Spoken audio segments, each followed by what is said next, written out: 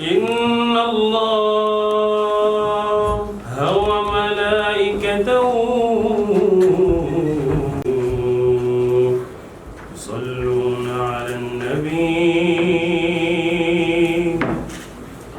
يا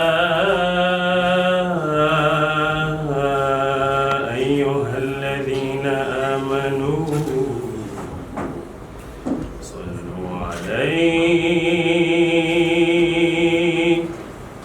صلوا عليه وسلموا تسليما.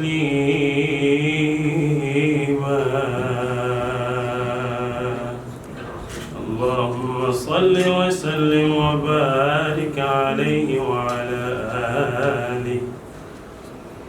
مولاي صل وسلم دائما أبدا على حبيبك خير الخلق كلهم. مولاي صل وسلم دائما أبدا على حبيبك خير الخلق كلهم. محمد سيد الكونين والثقلين والفريقين من عرب ومن عجم. مولاي صل وسلم دائما أبدا على حبيبك خير الخلق كلهم. أبان مولده عن طيب عنصره يطيب مبتدأ منه ومختتم. مولاي صل وسلم دائما أبدا على حبيبك خير الخلق كلهم. ثم الرضا عن أبي بكر وعن عمر وعن علي وعن عثمان ذي الكرم.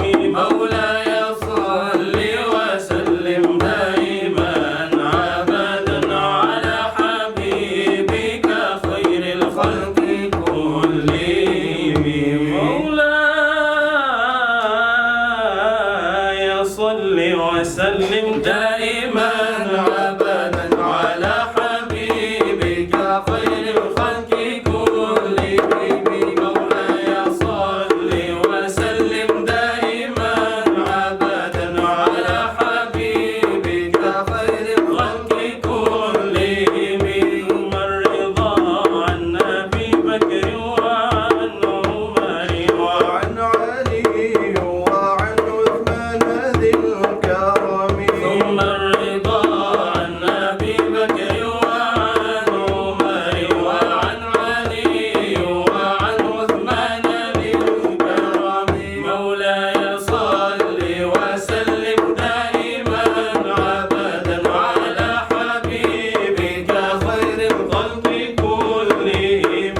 دعني ووصفي آيات له ظهرت نور نار الكرى ليلا على علم. فالدور يزداد حسنا وهو منتظم وليس ينقص قدرا غير منتظم. مولاي صل وسلم دائما أبدا على حبيبك خير الخلق كلهم. مولاي صل وسلم دائما أبدا على حبيبك خير الخلق كلهم.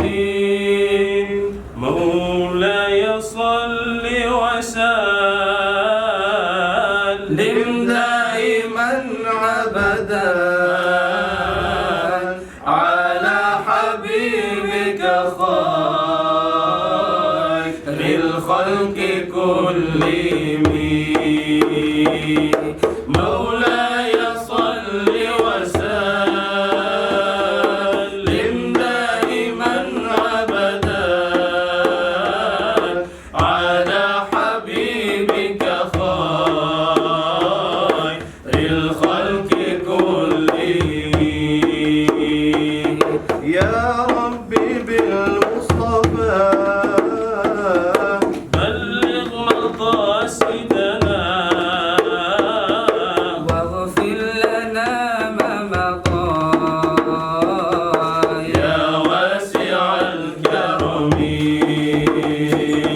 يا ربي بالمصطفى بلغ مقاصدنا واغفر لنا ما مضى يا واسع الكرم مولاي صل وسلم دائما أبدا على حبيبك خير الخلق كلهم مولاي صل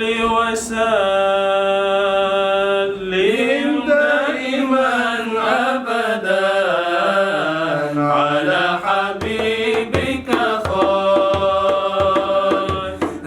الخلق كلهم صلوا عليه مولاي صل وسلم دائما أبدا على حبيبك خير الخلق كلهم دعني ووصفيا ياتي له ضرات دعني ووصفيا ياتي له ضرات دور نار الكرام ليلا على علمي مولاي صل وسلم دائما أبدا على حبيبك خير الخلق كلهم صلوا عليه على حبيبك خير الخلق كلهم مولاي صل وسلم دائما أبدا على حبيبك خير الخلق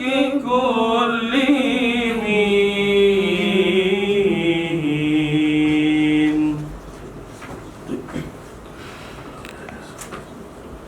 مولانا يا مولانا ويا سميع لدعانا بحرمات محمد لا تقضى رجانا مولانا يا مولانا ويا سميع لدعانا بحرمات محمد لا تقضى رجانا وألف صلوا على النبي خاتم رسل الكرام لا إله إلا الله محمد رسول الله الله مولانا يا مولانا ويا سميع لدعانا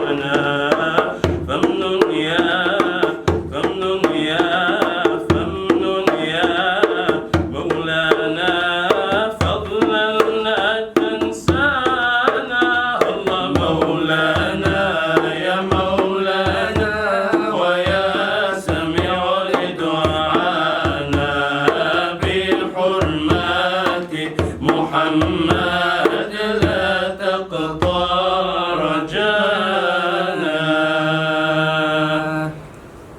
وأجمل منك لم تر قط عين يا رسول الله، أطيب منك لم تلد النساء يا حبيب الله. خلقت مبرأ من كل عيب، خلقت مبرأ من كل عيب، خلقت مبرأ من كل عيب، كأنك قد خلقت كما تشاء.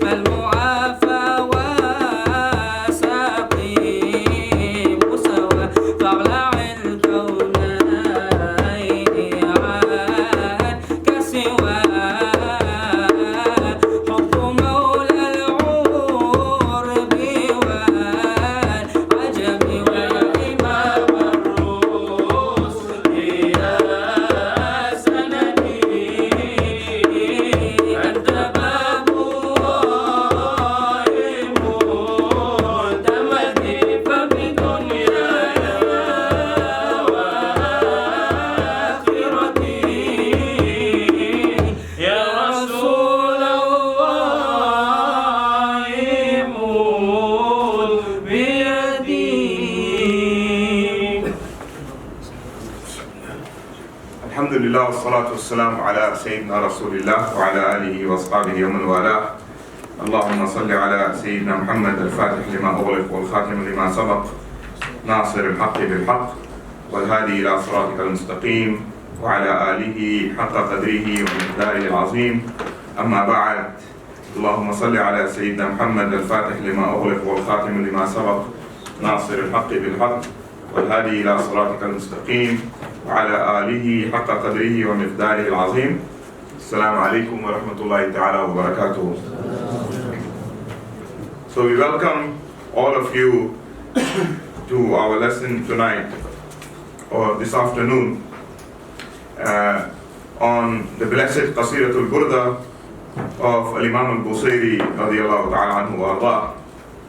And inshallah, before we start, I just want to mention that we are very blessed to be in this masjid, particularly because this masjid, alhamdulillah, was honored for the last few days to host the blessed relics of our beloved Nabi sallallahu alayhi wa sallam. And that is a great blessing, a great barakah. And for you to understand the status of having these relics and Athar al-Nabawiyya, you should just understand one point, and that is that the Sahaba radiyallahu anhum, and they are the best generation in this ummah, the best Muslims in this ummah are the Sahaba. Nobody worshipped more than them, nobody worshipped better than them. They were honored to be with the Nabi sallallahu alayhi wa sallam. So this generation of people who performed all these acts of ibadah in Islam, yet this generation of people, of the Sahaba Ikram radiyallahu anhum, they would hasten to collect the relics of the beloved Prophet sallallahu alaihi wasallam, and not only hasten to collect it, but many of them wrote in their wills that these relics should be with them in their grave. So they wrote in their wills that these relics should be buried with them in their graves. So if a Sahabi of the Prophet ﷺ wants that relic inside his grave with him, so what more about the barakah of having such a relic inside the masjid? If it can help them inside their grave, if they believe that the barakah of this relic is such that it is so powerful, it is so energetic, spiritually energetic, that I would like to have this in my grave with me. So that wasn't for sentimental reasons. The sentimental things don't work after you die. Because they believed in the barakah of that. So imagine the barakah of that, to have it with you inside a home or inside a masjid.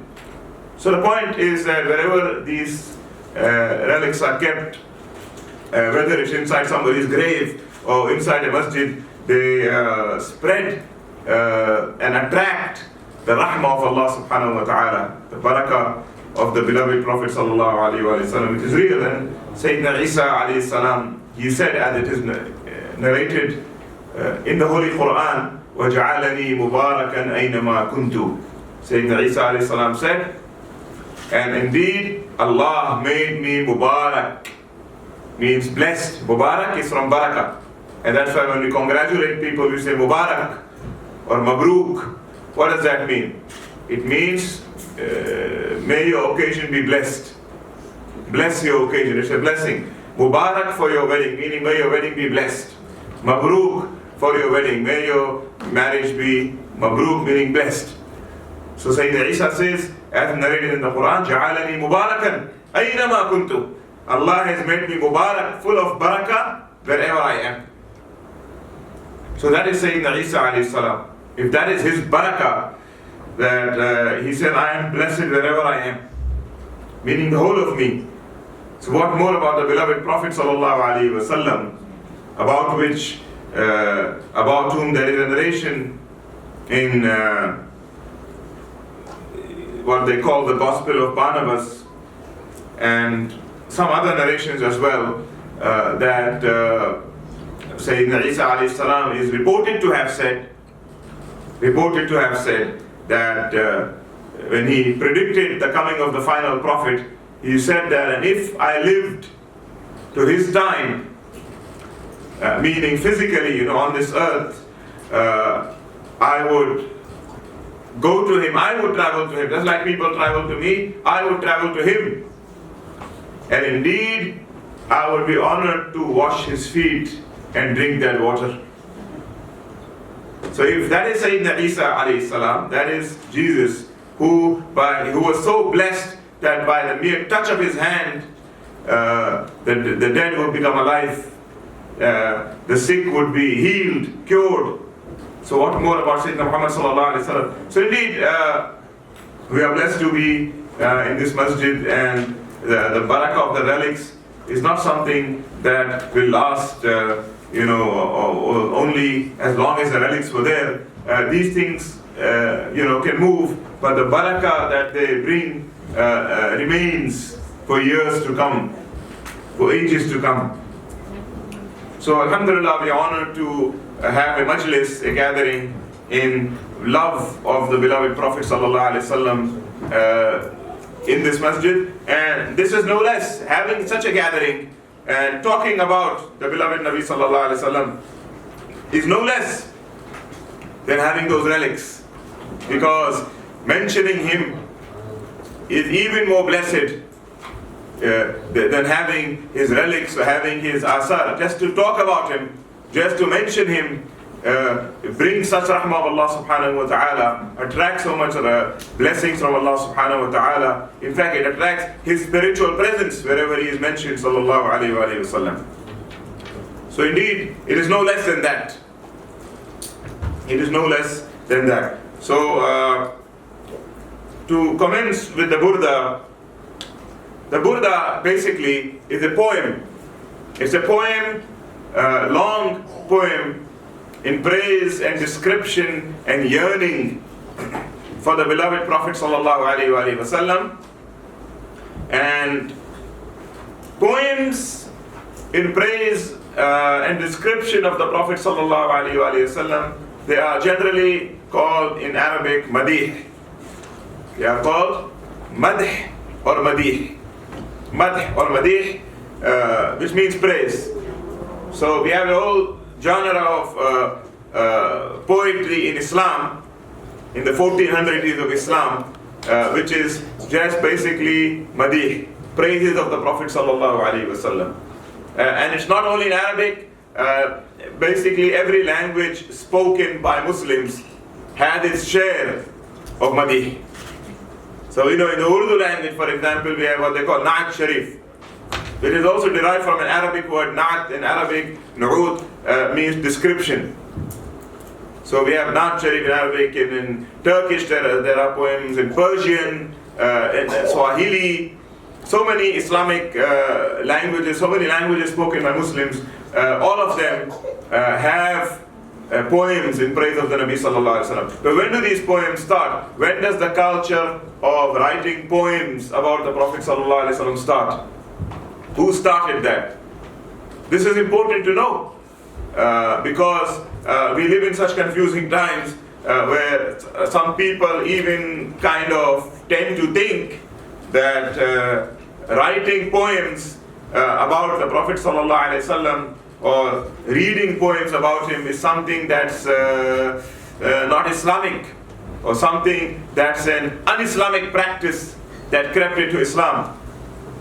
And they kind of like criticize directly or indirectly the concept of poetry and writing poems and singing poems, and particularly about the Nabi sallallahu alaihi wasallam. Therefore, we should be very clear about the fact that to write poems in praise of the Mustafa sallallahu alaihi wasallam started in the presence of the Mustafa sallallahu alaihi wasallam. And the first people to do that were his own companions, were his own Sahaba. So therefore, to write such poems is a sunnah of the Prophet sallallahu alaihi wasallam, because sunnah, as you know, includes what he said and what he did and what he approved of. So anything that happened in front of the Nabi sallallahu alaihi wasallam and he approved of it, he didn't like stop it. He didn't say this is wrong, don't do that. Like he did with certain things when it happened in front of him, he stopped them. He said don't do that. But if something happened in front of him and he didn't stop it, then that is called sunnah taqririyah, which means what he approved of, and that's also sunnah. So sunnah is not only what he said and what he did, sunnah is also what he approved of. So if the Sahaba radiallahu anhum did something in front of him and he approved of it, then that also becomes a sunnah. So to write and recite poems in praise of the Nabi alayhi salatu wasalam is a sunnah. Is a sunnah because the Sahaba radiallahu anhum wrote such poems and they recited them in front of the Prophet sallallahu alayhi wasallam. So if we neglect this aspect of poetry in Islam, particularly madih, the poetry of praising the Prophet sallallahu alayhi wasallam, then we are neglecting a sunnah. It's a sunnah that we are neglecting. So we have many Sahaba who wrote poems in praise of the Nabi alayhi salatu wasalam.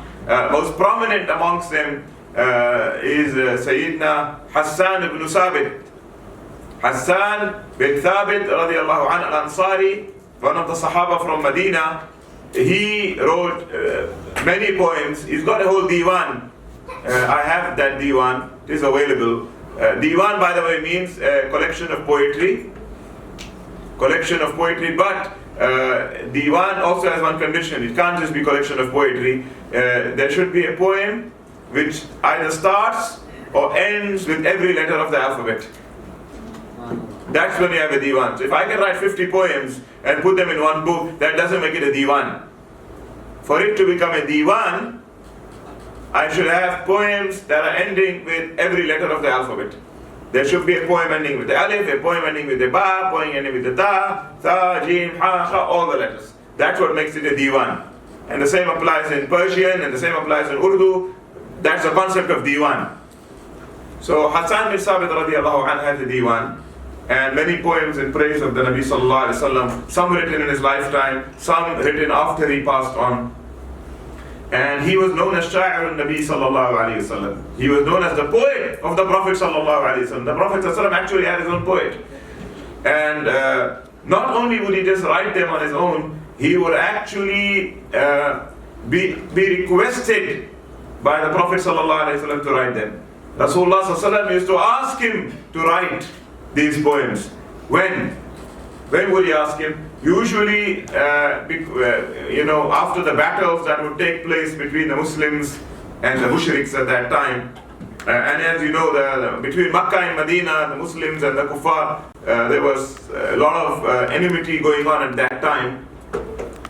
So, one of the tools of war, of the Cold War, the war of words, among the Arabs was to write poems. So you had people in Makkah who would write poems, poets in Makkah, mushrikeen, write poems attacking the Prophet sallallahu alaihi wasallam. Like there was a poem Abu Sufyan wrote against the Prophet sallallahu alaihi wasallam, and insulting the Prophet sallallahu alaihi wasallam and his family and so on. So when these poems would come and the word would reach, and in the Arabs at that time, they didn't have, those days people didn't have news and TV and newspapers and news bulletins and WhatsApp messages, and so what were people forward? But they still forwarded stuff. They didn't have WhatsApp, but they would forward stuff back in those days. Right? What would they forward? They would forward poetry. They would forward poetry. They said, "Did you hear?" And that's how they said, "What? Did you see what Abu Sufyan wrote about Muhammad?" He said, read, please read it for me. And he reads it. And the memories were sharp. And there used to a completely different generation of people. So the poetry would eventually reach Muslim ears. From one man to another man to another. Like we forward these messages nowadays. So the poetry reaches, and when the Prophet ﷺ hears about it, he would be very upset.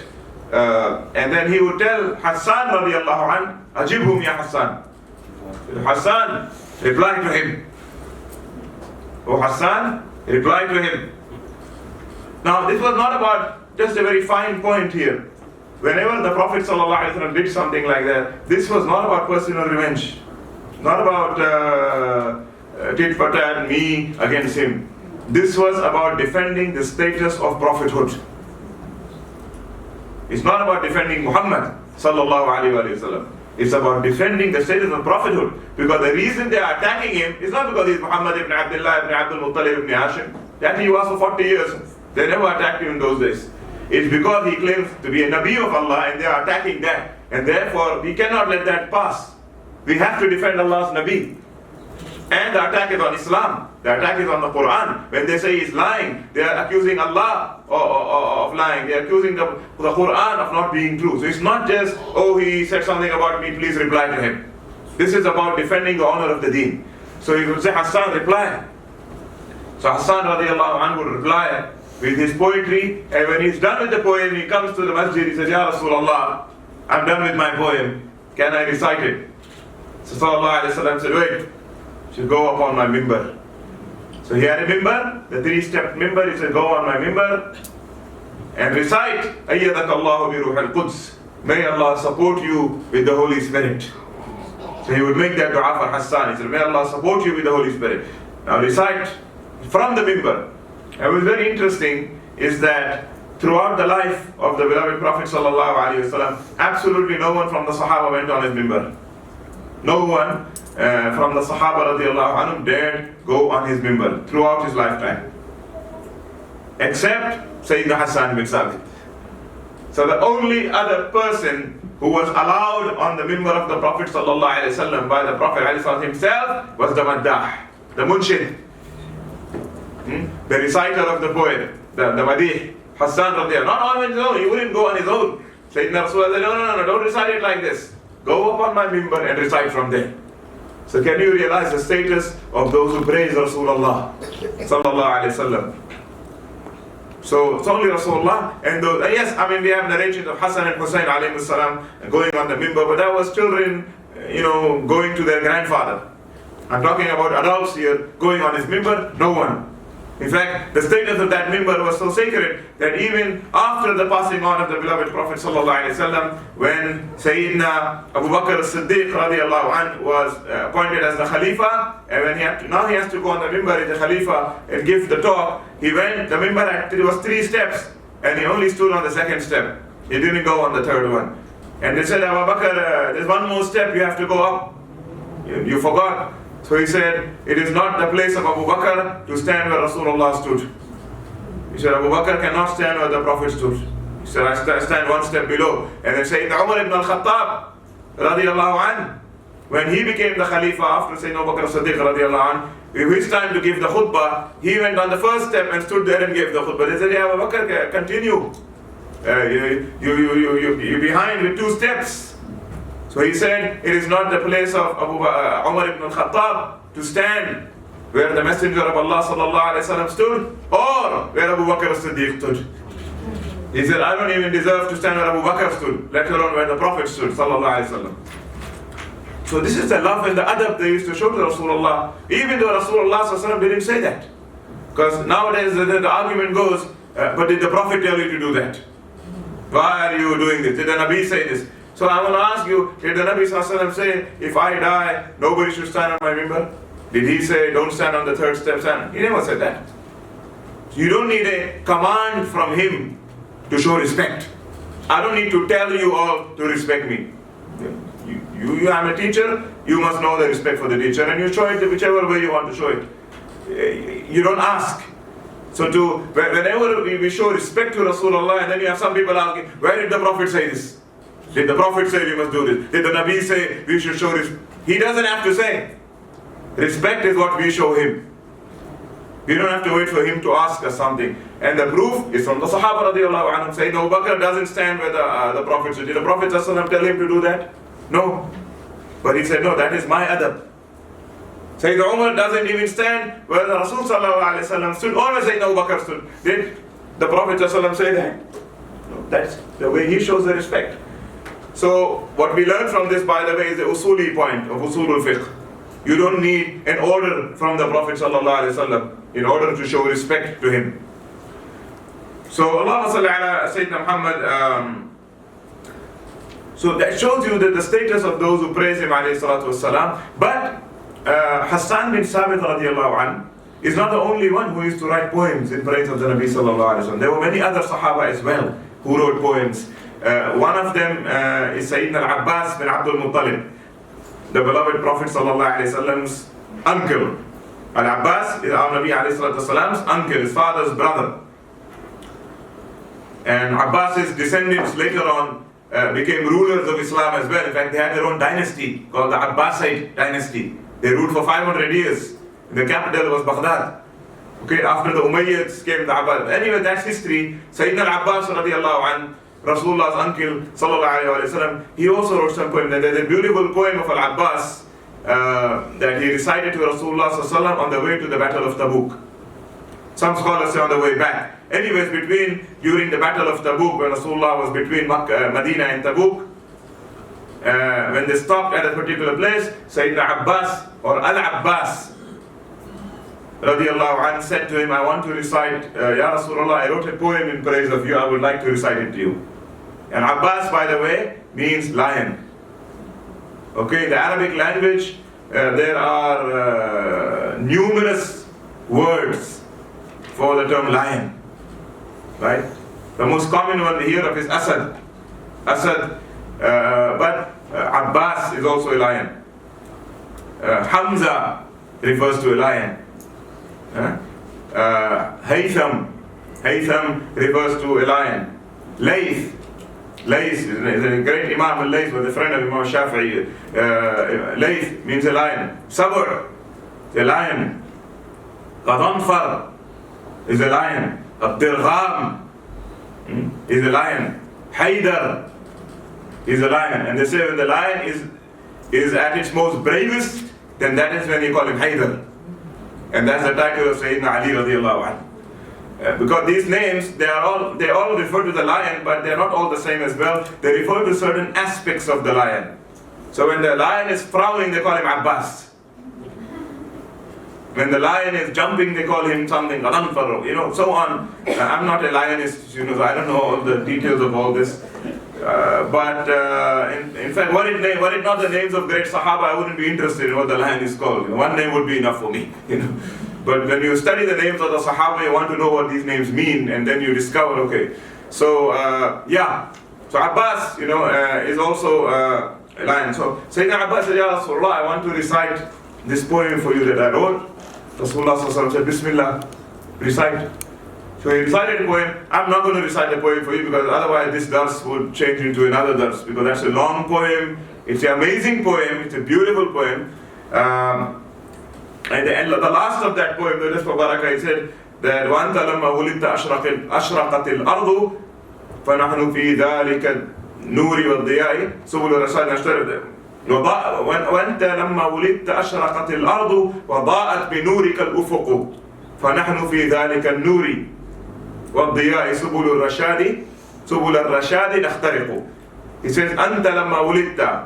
There's the last two lines, okay? I don't want to skip that. He says أنت لما ولدت يا رسول الله, when you were born.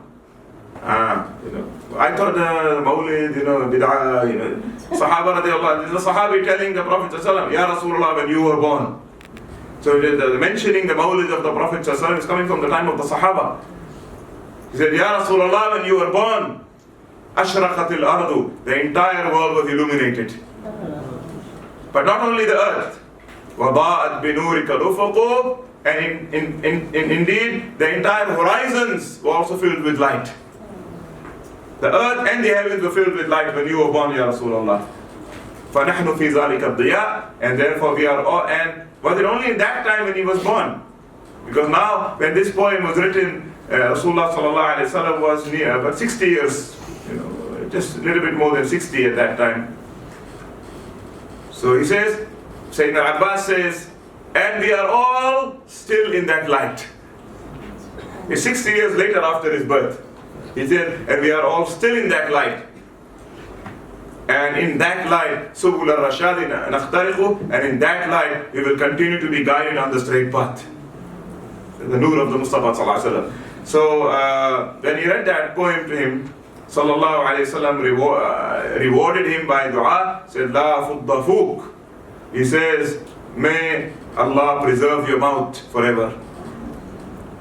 Or if you take it literally, may your mouth never be hurt to Abbas. May your mouth never be heard to Abbas, which basically means, may Allah preserve your mouth forever. So Rasulullah sallallahu alaihi wasallam made a special dua of protection for a mouth that praised him, and particularly in that poetry. So Sayyidina Abbas is there, and many other poems are there. I'm going to mention one more poet from the Sahaba radiallahu anhum. Although there is poetry narrated from Sayyidina Ali, Sayyidina Umar, Sayyidina Abu Bakr, and others, but another very famous poet, and that's connected to the Burdah also, is Ka'b bin Zuhair. Ka'b bin Zuhair was one of the famous poets amongst the Arabs, and he used to write all this Arab, romantic poetry and so on. But Quraysh then got him on their side and wanted him to write against the Prophet sallallahu alaihi wasallam. So he started writing poems for Quraysh against the Prophet alaihi salatu wasallam. And in these poems he was attacking the personality, the character, the family of the Prophet sallallahu alaihi wasallam in a very ugly manner. So much so that the Muslims wanted to kill him. They said if we catch, because between Makkah and Medina was war at that time, they said if we catch Ka'b bin Zuhair, we will kill him. Because he wrote such insulting stuff about the Prophet sallallahu alaihi wasallam. Anyways, the Prophet alaihi salatu wasallam conquered Makkah, and Ka'b bin Zuhair ran for his life because he feared now, because this happened at the conquest of Makkah, he feared the people are going to now look for me. But then somebody met him and told him, Ka'b, you know what, Rasulullah sallallahu alaihi wasallam, is a very forgiving man. And you cannot be on the run all the time. How long are you going to hide? Sooner or later you're going to get caught. But why don't you go straight to him and ask him for forgiveness? Wallahi, he is a very forgiving man. So Ka'b said, are you sure? Because I don't want these Muslims to see me, because I know what I wrote, and they know what I wrote. And you don't know, just now Umar ibn al-Khattab just beheaded me right there, So, some angry Muslim is going to get very upset when he sees me. So they said, no, hide yourself and go straight to the Prophet ﷺ. So Ka'b bin Zuhair camouflaged himself, Ka'b bin Zuhair, and then he went to Medina, and he made it to the masjid of the Prophet ﷺ unrecognized. And when he went there to the masjid, and he greeted the Nabi ﷺ, and then the Prophet ﷺ recognized him. When he shook the hand of the Prophet ﷺ and said, Salaam alaykum, Rasulullah ﷺ said, Wa alaykum assalam wa rahmatullah, Ka'b bin Zuhair. He said, are you Ka'b bin Zuhair? Is it not Ka'b bin Zuhair? So he said, yes, Ya Muhammad. He said, what brings you to us? Because you are the one that wrote all these ugly things about me. What brings you to us?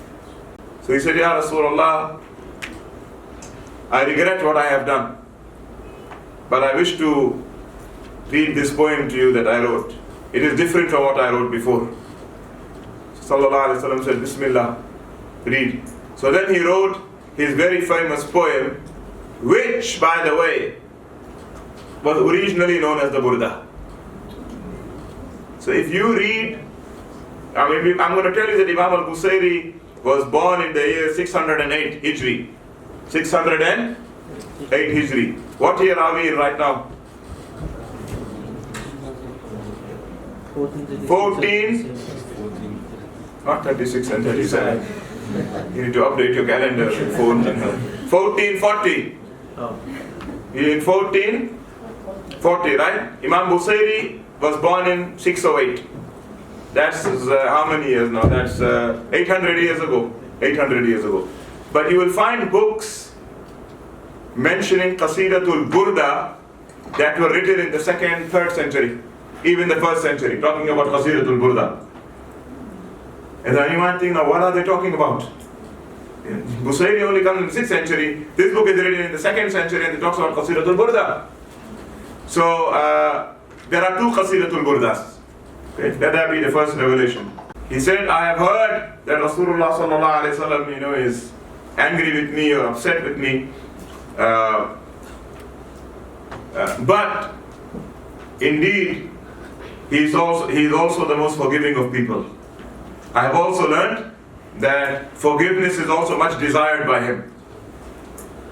He started like that. he didn't start that. That's not the first couplet, but when he addresses the Prophet ﷺ, he starts like that.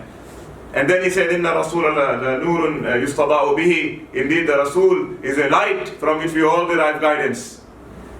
Muhannadun min suyufil hindi maslulu.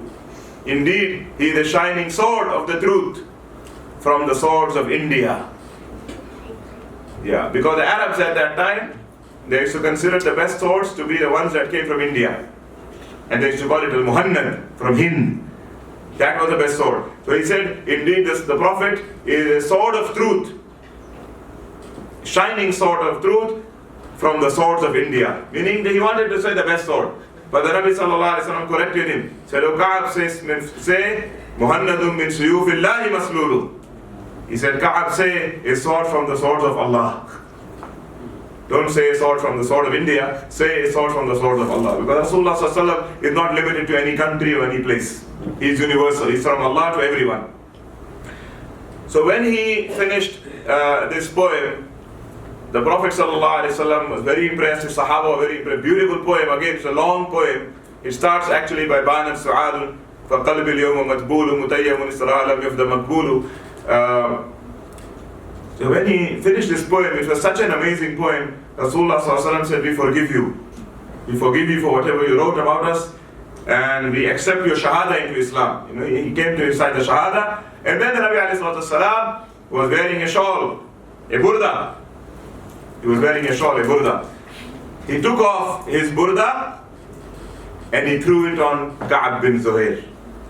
He says, this is my gift, and this is a gift for you. So from this you also learn that it is sunnah to gift those who recite the poems in praise of the Nabi sallallahu alaihi wasallam. Right? Rasulullah took his shawl and threw it on Ka'ab bin Zuhair. So from there we have the culture of when people recite the praises of the Nabi sallallahu alaihi wasallam, people throw things on them that you want to give them, Yeah. To gift them is a sunnah. Rasulullah didn't say Jazakallah shukran and that's it. He took off his shawl and he threw it on him. He said, this is for you. So Ka'ab bin Zuhair radiallahu anhu had this shawl till he died, and one of the kings of the time wanted to buy it, and Ka'ab bin Zuhair refused to sell it. And then the descendants of Ka'ab bin Zuhair eventually sold it to the Abbasid Khalifas, and this shawl used to be worn by the Khalifas, the kings of the Abbasid dynasty. It used to be in Baghdad. They wouldn't wear it every day, by the way. They would only wear it on the day they are appointed as Khalifa and on the day of Eid.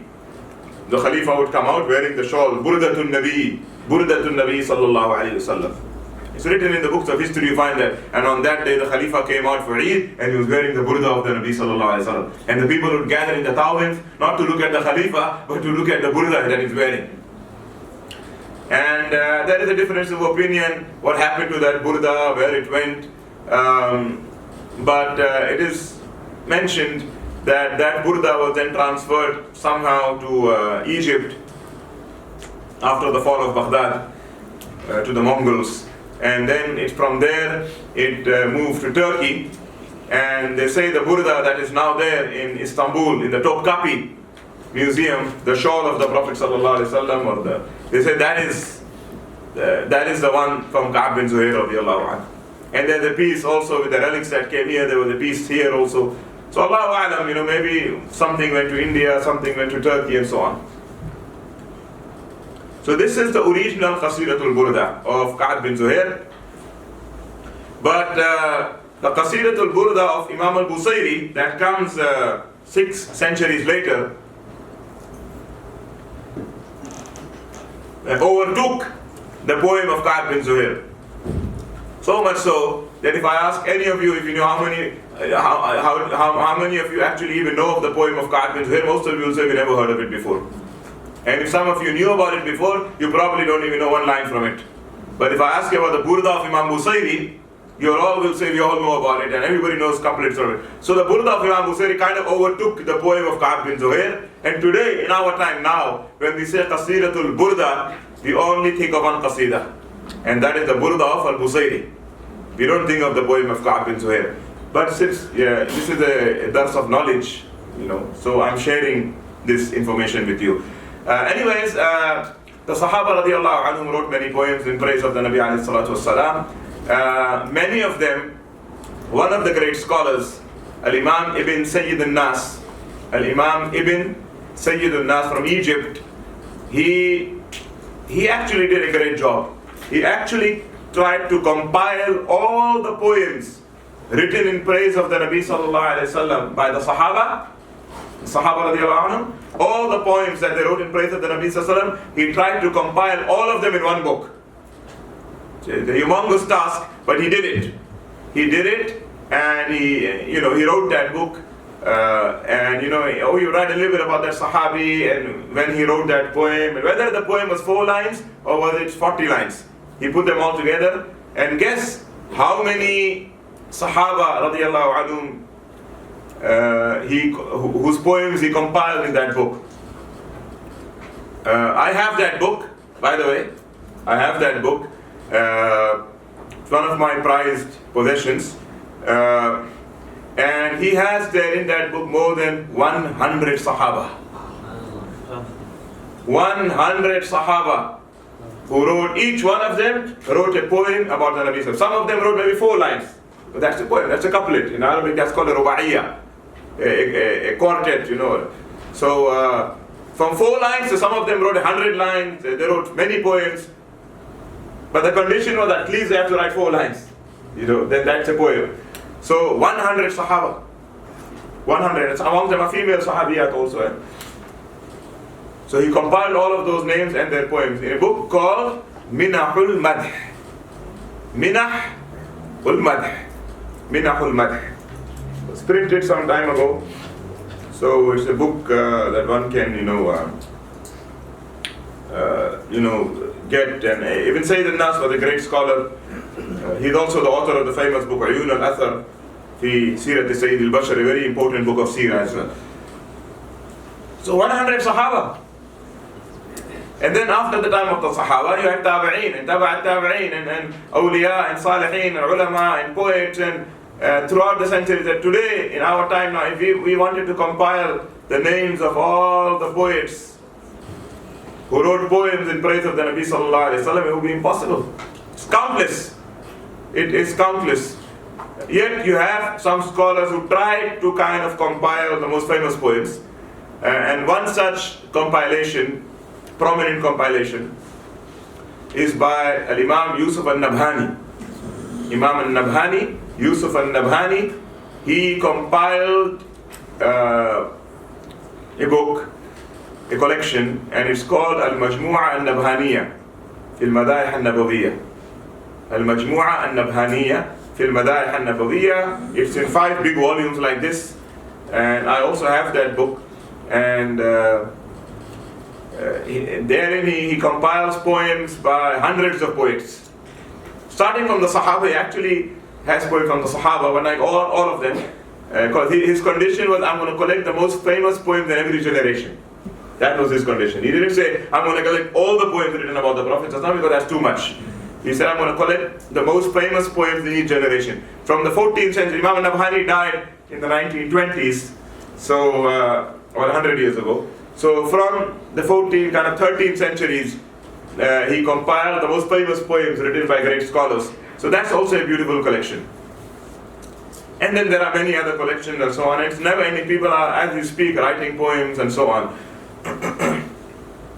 So that is the tradition of writing Madih. And that's only in Arabic. I didn't even go into Farsi. And Persian, how many, I have Jami and Rumi and Sa'di and Khusro and all the great poets of Farsi. There wrote thousands and thousands of poems, particularly Mullah Jami. His poems are absolutely beautiful in Farsi in praise of the Prophet ﷺ. They are sung and they are recited, in the Naat Sharifs and then the Sama and the Qawwali and so on. And then Urdu, of course, everybody knows about the Naat Sharif.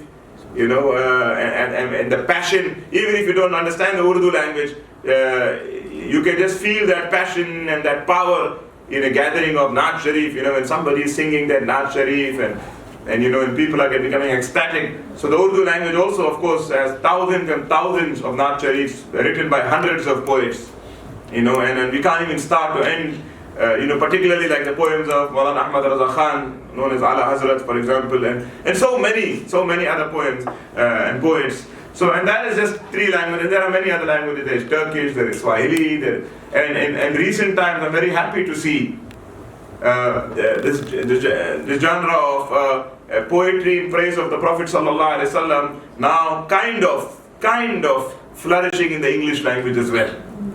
It's a late start, and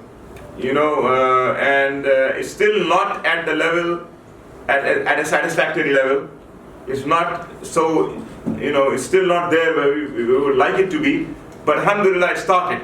People are writing poems now in English, alhamdulillah, in praise of the beloved Prophet sallallahu alaihi wasallam, and there are many beautiful rhymes that the children sing nowadays, and there are now qasaid coming up in English, and we need more of that.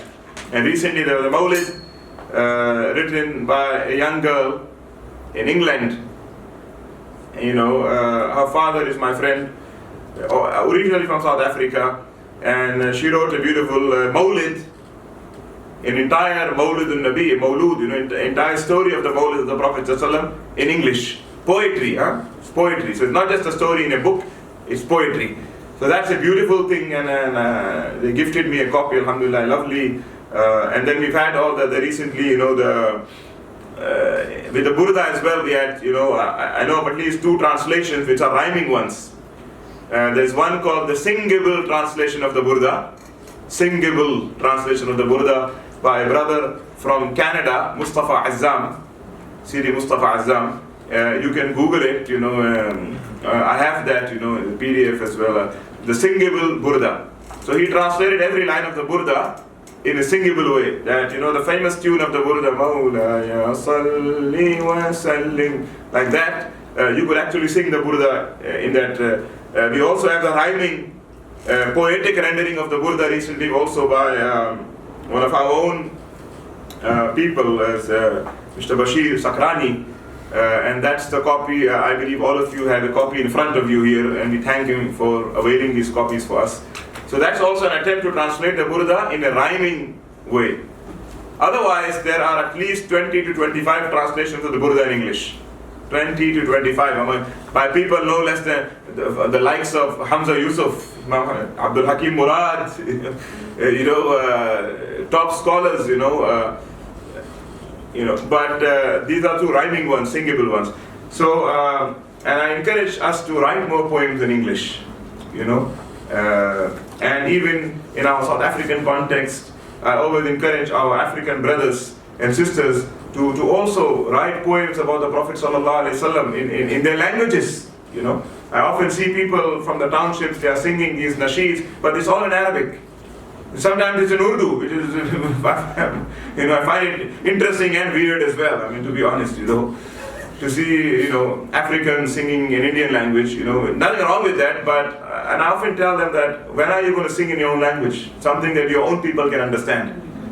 Or are you just entertaining us, So you need to develop these, because the African people love song, they love poetry. So where are those poems in praise of, Rasulullah and so on, in Xhosa, in Zulu, and so on. We need to encourage that. So that's how Islam spread in many other parts of the world, where people, took the languages and so on. And Islam is not limited to any language. All the languages come from Allah.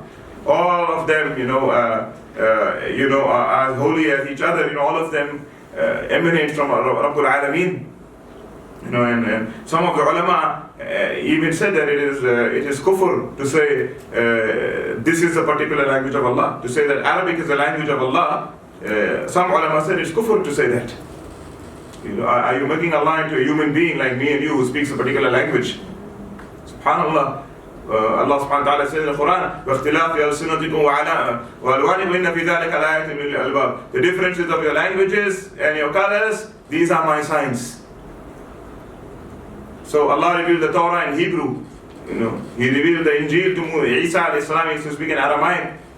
And Allah said, وَمَا أَرْسَلْنَا مِن رَسُولٍ إِلَّا بِلِسَانِ قَوْمِهِ. Every prophet I sent to a nation spoke their language to them.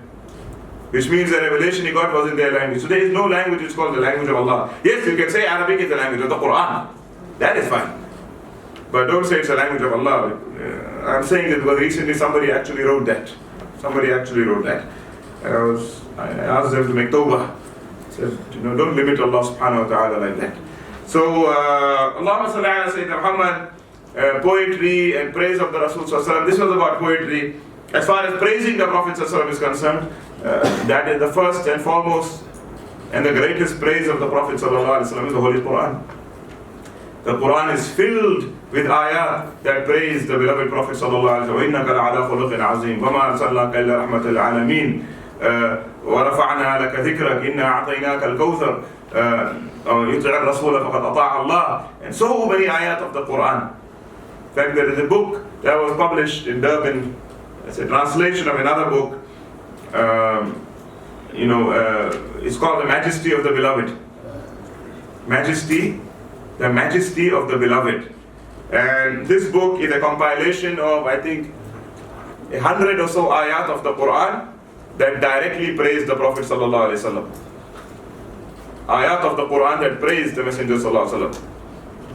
And when it comes to the issue of praising the Prophet sallallahu alaihi wasallam, everything notwithstanding, one simple fact is enough. The meaning of his very name.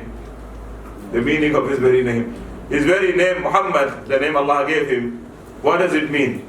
What is the meaning of the name Muhammad? It means the praised one. So he is the praised one, sallallahu alaihi wasallam. So the most praised one after Allah is our beloved Prophet sallallahu alaihi wasallam. He is the praised one. Now we come to our particular specific discussion for today, and that is Imam al-Busayri and his Burdah.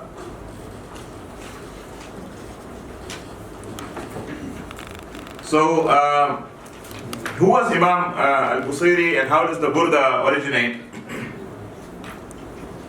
Imam al-Busayri radiallahu anhu, his name was Muhammad bin Sa'id al-Busayri. Sharafuddin was his title.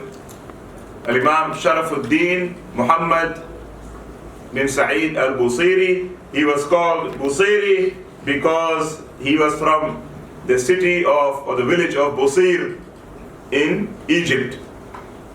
So he was an Egyptian. But his forefathers had migrated to Egypt from Morocco, and they were from the Berbers, the Amazigh. So he was an Amazighi, from Morocco. But his grandfather, he was from a place in Morocco called Qil'at Bani Hammad of the Berber Amazigh people, and he migrated to Egypt, and they settled in Busir, and that's why he became known as al-Busayri. Okay, that's why. So Busayri is not his family name, it is where he comes from, Busayri. Lineage-wise, he was, we could then say lineage-wise, he was an Arab. He was, an Amazigh, or an African in that sense. So Allahumma salli ala Sayyidina Muhammad, but he was born in Egypt in the year 608. And he studied with some of the great ulema of his time, such as Imam Ibn Sayyid al-Nas, the author of Minahul Madh, and Imam Abi Hayyan, Al-Izz bin Jama'a, and other great ulama of the time. And he became a great writer, a great poet, and a great literary personality in Egypt. And he made a career for himself in Cairo, in the capital city of Egypt. He went to the Al-Azhar and so on there. And he made a career for himself there out of praising the king and the noblemen of Cairo, the ministers and the noblemen of Cairo. So in those days, you go to a big king, or a prince, and you read a poem praising him. And if it's a very nice poem, the king will give you a lot of money. So that person gives you a lot of money. He said, wow, thank you very much, what a beautiful poem, Bismillah. Yes, and he made a career for him. He had a job, but he kind of like made a fortune for himself praising these kings and umara and princes. He did that for a while. And yes, he was also an alim of the deen. He was also a scholar, meaning that he had studied the knowledge of the deen. He was hafiz of the Quran, although he never engaged in teaching the deen. His career was one of a poet and a literary man, not of a sheikh. He continued doing these things, and then at a certain time of his life, he kind of, felt uneasy about what he was doing, uneasy about his career of praising the kings and all that, because praising these people usually involves kind of exaggeration and lying and flattery and things like that. You go to the king, oh, bravest of all. Meanwhile, he's a big coward, but that's how you praise the kings, Oh, bravest of all brave ones, or noblest of the noble ones, oh, the most generous. These things, and many a time these things are not true. But that's how you praise the king, So he engaged in a lot of these things. And for dunya, you do it only for dunya, You do it for dunya. Because there was a famous poem, by the way, al-Firazdaq. Al-Firazdaq. So he used to go during the time of Bani Umayyah. He was in the time of Bani Umayyah. So he used to go praise the Umayyad kings, Abdul Malik bin Marwan and Marwan bin al-Hakam and these people, they are tyrants, And then he would go to Imam Zainul Abidin al-Sajjad, Imam al-Baqir, Ja'far al-Sadiq, the Ahlul Bayt, descendants of Rasulullah, and praised them also. So one day Imam Ja'far al-Sadiq held him, he said, are you the one who praises Abdul Malik bin Marwan? And he quoted some of his couplets that he wrote in praise of the king. Now that is a tyrannical king, and obviously very opposed to the family of the Prophet ﷺ. The politics of those days. So, and he wrote some poems that were very highly exaggerated. So Sayyidina Imam Ja'far al-Sadiq said to Firazdaq, he said to him, are you the one that wrote these words about Abdul Malik? In other words, that tyrant, you praise him like this. Oh, the noblest of the noble ones. So he said, Ya Sayyidi. And then he said to him, and then you come and praise us. He said, after that you come to us and you write poems praising us. So he said, Ya Sayyidi, I do that for the dunya and I do this for the deen. He said, that is my dunya, this is my deen. So he said, Imam Ja'far said, make tawbah to Allah, don't be a hypocrite. So he said, that I do it for the dunya. I go to them, I read this nonsense and they give me a lot of money. And when I come and I praise you, I don't want a cent from you. I praise you because that is my deen, out of love for you. And he was known that many times they would give him, Imam Zainul Abidin once gave him a bag of money, and he said, no, sure. He said, if I wanted to do it for money, then I would, he said, I do this only for Allah's reward. Do this only for Allah's reward. I don't want any money from you. Anyways, Imam al-Busayri was engaged in these things, and at a certain stage of his life, he realized that he doesn't want to do this anymore, and he wants to become more spiritual and get more serious about his deen and about Allah. And for that, he then felt that I need to find a sheikh, a wali of Allah, and at that time, who can guide me and instill in me the fear of Allah and the closeness to Allah and a little bit of the experience of Allah. Because if you want to know Allah, you have to be with those who know Allah. If you want to play soccer, you got to be with guys who play soccer. You can't sit at home and or learn how to play soccer from reading a book. You're never going to learn that. You have to have a coach, you have to have fellow players, you got to join the team. That's it. You cannot say, I'm just going to buy a book from the bookshop on how to play soccer and then I'm going to learn everything from that. Now? Sure, yeah. So, okay, so we'll pause for inshallah. So then, in the same way, if you want to come closer to Allah, you got to find the people of Allah. And then you got to be with them, be in their company, and so on. So he was looking for a wali of Allah at that time, and at that time the fame in Egypt was of Sidi Abu al-Abbas al-Mursi. Sidi Abu al-Abbas al-Mursi, okay? Not the ex-president, no, not that Mursi, Sidi Abu al-Abbas al-Mursi was a great wali of Allah, and Sidi Abu al-Abbas al-Mursi is the Khalifa of Imam Abu al-Hasan al-Shazili. Imam Abu al-Hasan al-Shazili, the great wali of Allah, he's from Morocco, and the founder of the Tariqa Shadiliya, and he is, the Khalifa of Sidi Abdul Salam bin Mashish, Mullah Abdul Salam bin Mashish, who is also buried in Morocco near Tanja, and he comes from Sidi Abu Madian, who is from Algeria, and Sidi Abu Madian and the Hijaz of Sidi Abdul Qadir al-Jailani from Baghdad. and so on. So this is a silsila. Sidi ibn Ata, Sidi Abu al-Abbas al-Mursi was a great wali of Allah, very big wali of Allah. And I don't want to talk too much about it, otherwise, we'll digress. But a very big wali of Allah. And I can say just one thing about Sidi Abu al-Abbas al-Mursi. When the great wali of Allah, Imam Abu al-Hasan al-Shadili, was passing away, he gave his khilafah to Abu al-Abbas al-Mursi. And Abu al-Abbas al-Mursi was, hesitant. He said, "Ya Shaykh, I cannot carry this. I am not worthy of this. I cannot be the Khalifa," and so on. So Imam al-Shadili said, "I am not giving you this Khilafah because of myself, but the Prophet ﷺ has asked me to give the Khilafah to you."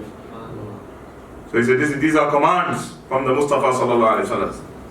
So then Sayyid al-Mursi said, if that is the case, then sami'na wa ata'na. Then we will do what we have to do. But then you can't say after that, you nafs and I feel like that, I don't feel. You see, part of the trick of the nafs is to say I feel worthy, and part of the trick of the nafs is to say I feel unworthy. Yeah, he stop saying I. Do what your shaykh telling you to do. I feel worthy, I don't feel worthy. Yeah, leave the I alone. Do what your shaykh is telling you to do. So he said Rasulullah had ordered to give the khilafah to you. He said, and then I had no more ayah after that. Worthy, I'm not worthy. It was all finished. If he's ordered, we will do what he has ordered us to do. If we are not worthy, he will make us worthy. Right? If they will not give you the ijazah unless they make you worthy of it. So Allahumma salli ala Sayyidina Muhammad. So Imam al-Busiri went to him and then took the bay'ah from him, the tariqah, the wird in a tariqah Shadiliyah. The Shadiliyah tariqah, and he made tawbah to Allah, because the first thing you do when you take tariqah is make tawbah, from all sins and all haram and all evil. In fact, they say make tawbah from everything other than Allah, because your goal in life now when you take this bay'ah is only Allah subhanahu wa ta'ala. You have now from the level of la ma'buda illallah have entered into the level of la maqsuda illallah. I have no goal in life but Allah. And if you progress in that path, you will reach the level of la mawjuda illallah and la mashhuda illallah. Those are the high levels. But let's talk about this. Once you take bay'ah and become murid, it means I have no goal in my life but Allah. Meaning whatever else I do, it is for Allah. It doesn't mean I don't have a job anymore, I don't care about my family anymore. It means I work, it's for the sake of Allah. I look after my family for the sake of Allah. My goal in life is only Allah. If I feed the hungry, it's for Allah's sake. If I take my kids out to the park, it's for Allah's sake. And that's better than to say I look after my wife for Allah's sake. Is way better, by the way, ladies, than your husband saying I look after you because I love you. That's way better. Because if he stops loving you, then what? He stops looking after you. And then you suffer, then you won't know. But when he does it for Allah's sake, it will never stop. It will never stop.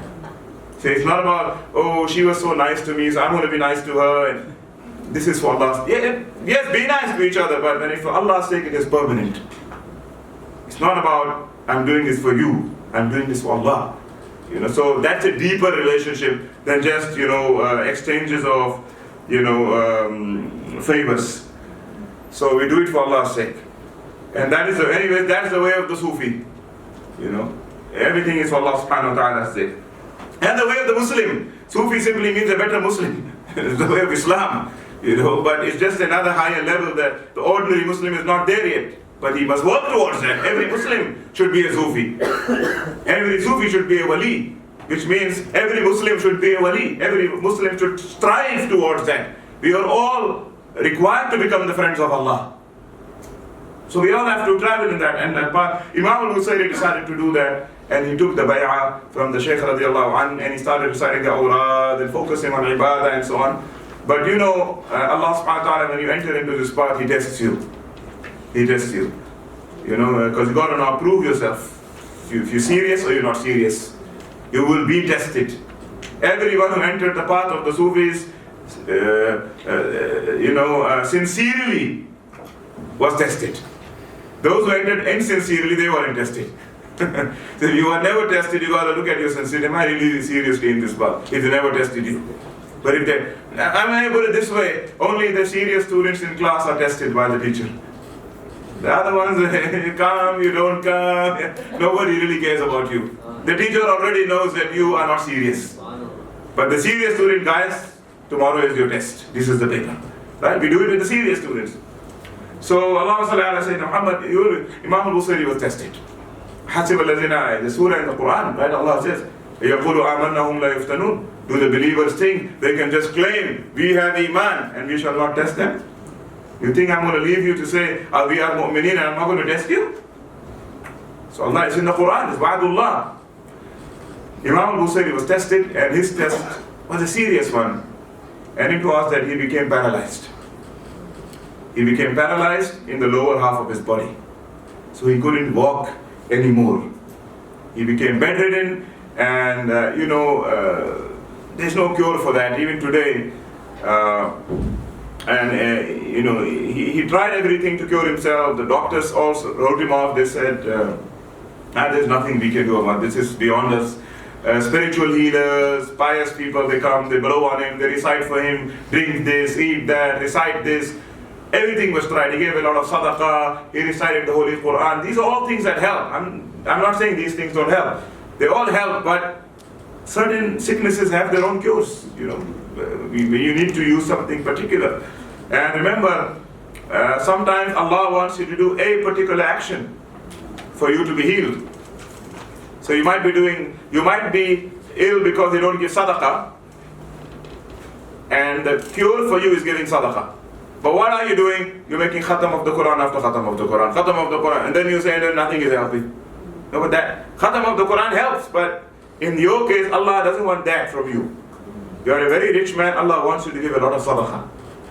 There might be another person who is the other way around. So sometimes there are specific solutions for specific problems, and that's why we go to the pious ones and the people of Kashf and Wilayah, people who know, who can see, the Murshideen, and they guide you and said, son, this is what you need to do. Your situation, this is the solution for it. You can make how many umrahs, you can make how many, it's not going to solve your problem.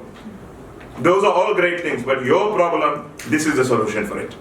Just like a very good doctor tells you, this, you need to do this.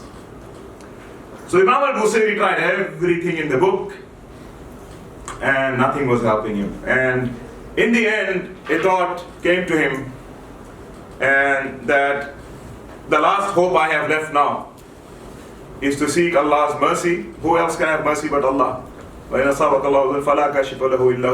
Allah said in the Quran, and if I afflict you with an affliction, none can remove it but me. It's Tawheed. None can remove it but me. So he said, the only way I can turn to Allah, I'm turning to Allah through many things, but now I'm going to turn to Allah through His beloved Habib Sayyid al-Mustafa Muhammad sallallahu alayhi wa sallam. I'm going to ask Allah through His beloved Nabi. And this is what we call tawassul. This is what we call tawassul, wasila, to seek wasila. I'm going to ask Allah to heal me through His beloved Nabi alayhi salatu wassalam. But how am I going to do it? Am I just going to say, Ya Allah, heal me for the sake of the Mustafa sallallahu alayhi wa sallam? That's easy. He probably did that already. He said, no, this is going to be an elaborate job. This is going to be a proper job. He said, what he decided? He decided that I'm going to write I'm a poet. I'm going to write a poem in praise of the Mustafa sallallahu alayhi wa sallam. And I'm going to do my best, the best in my life to praise the Nabi sallallahu alayhi wa sallam. And then through that poem, I'm going to ask Allah to heal me. Through my praise. Because everybody can say, Ya Allah, for the sake of the Nabi, I love the Nabi, heal me. Prove it.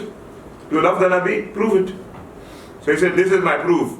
This whole poem that I wrote. Exquisite Arabic. Eloquent, the peak of eloquence.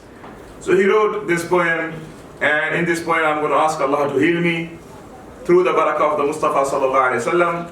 And I'm going to ask the Mustafa sallallahu alayhi wa sallam to intercede for me in Allah's presence. This is another form of tawassul. Tawassul is two types. Asking Allah for the sake of His beloved Prophet sallallahu alayhi wa sallam. And the second form of tawassul is asking the Prophet sallallahu alayhi wa sallam to intercede for you by Allah. In essence, there is no difference between the two. It's the same thing. But outwardly, some people have a problem with the second one because they believe you can't ask the Prophet ﷺ something. He passed away or he's far away. So we mentioned that Imam al-Busayri was afflicted with paralysis,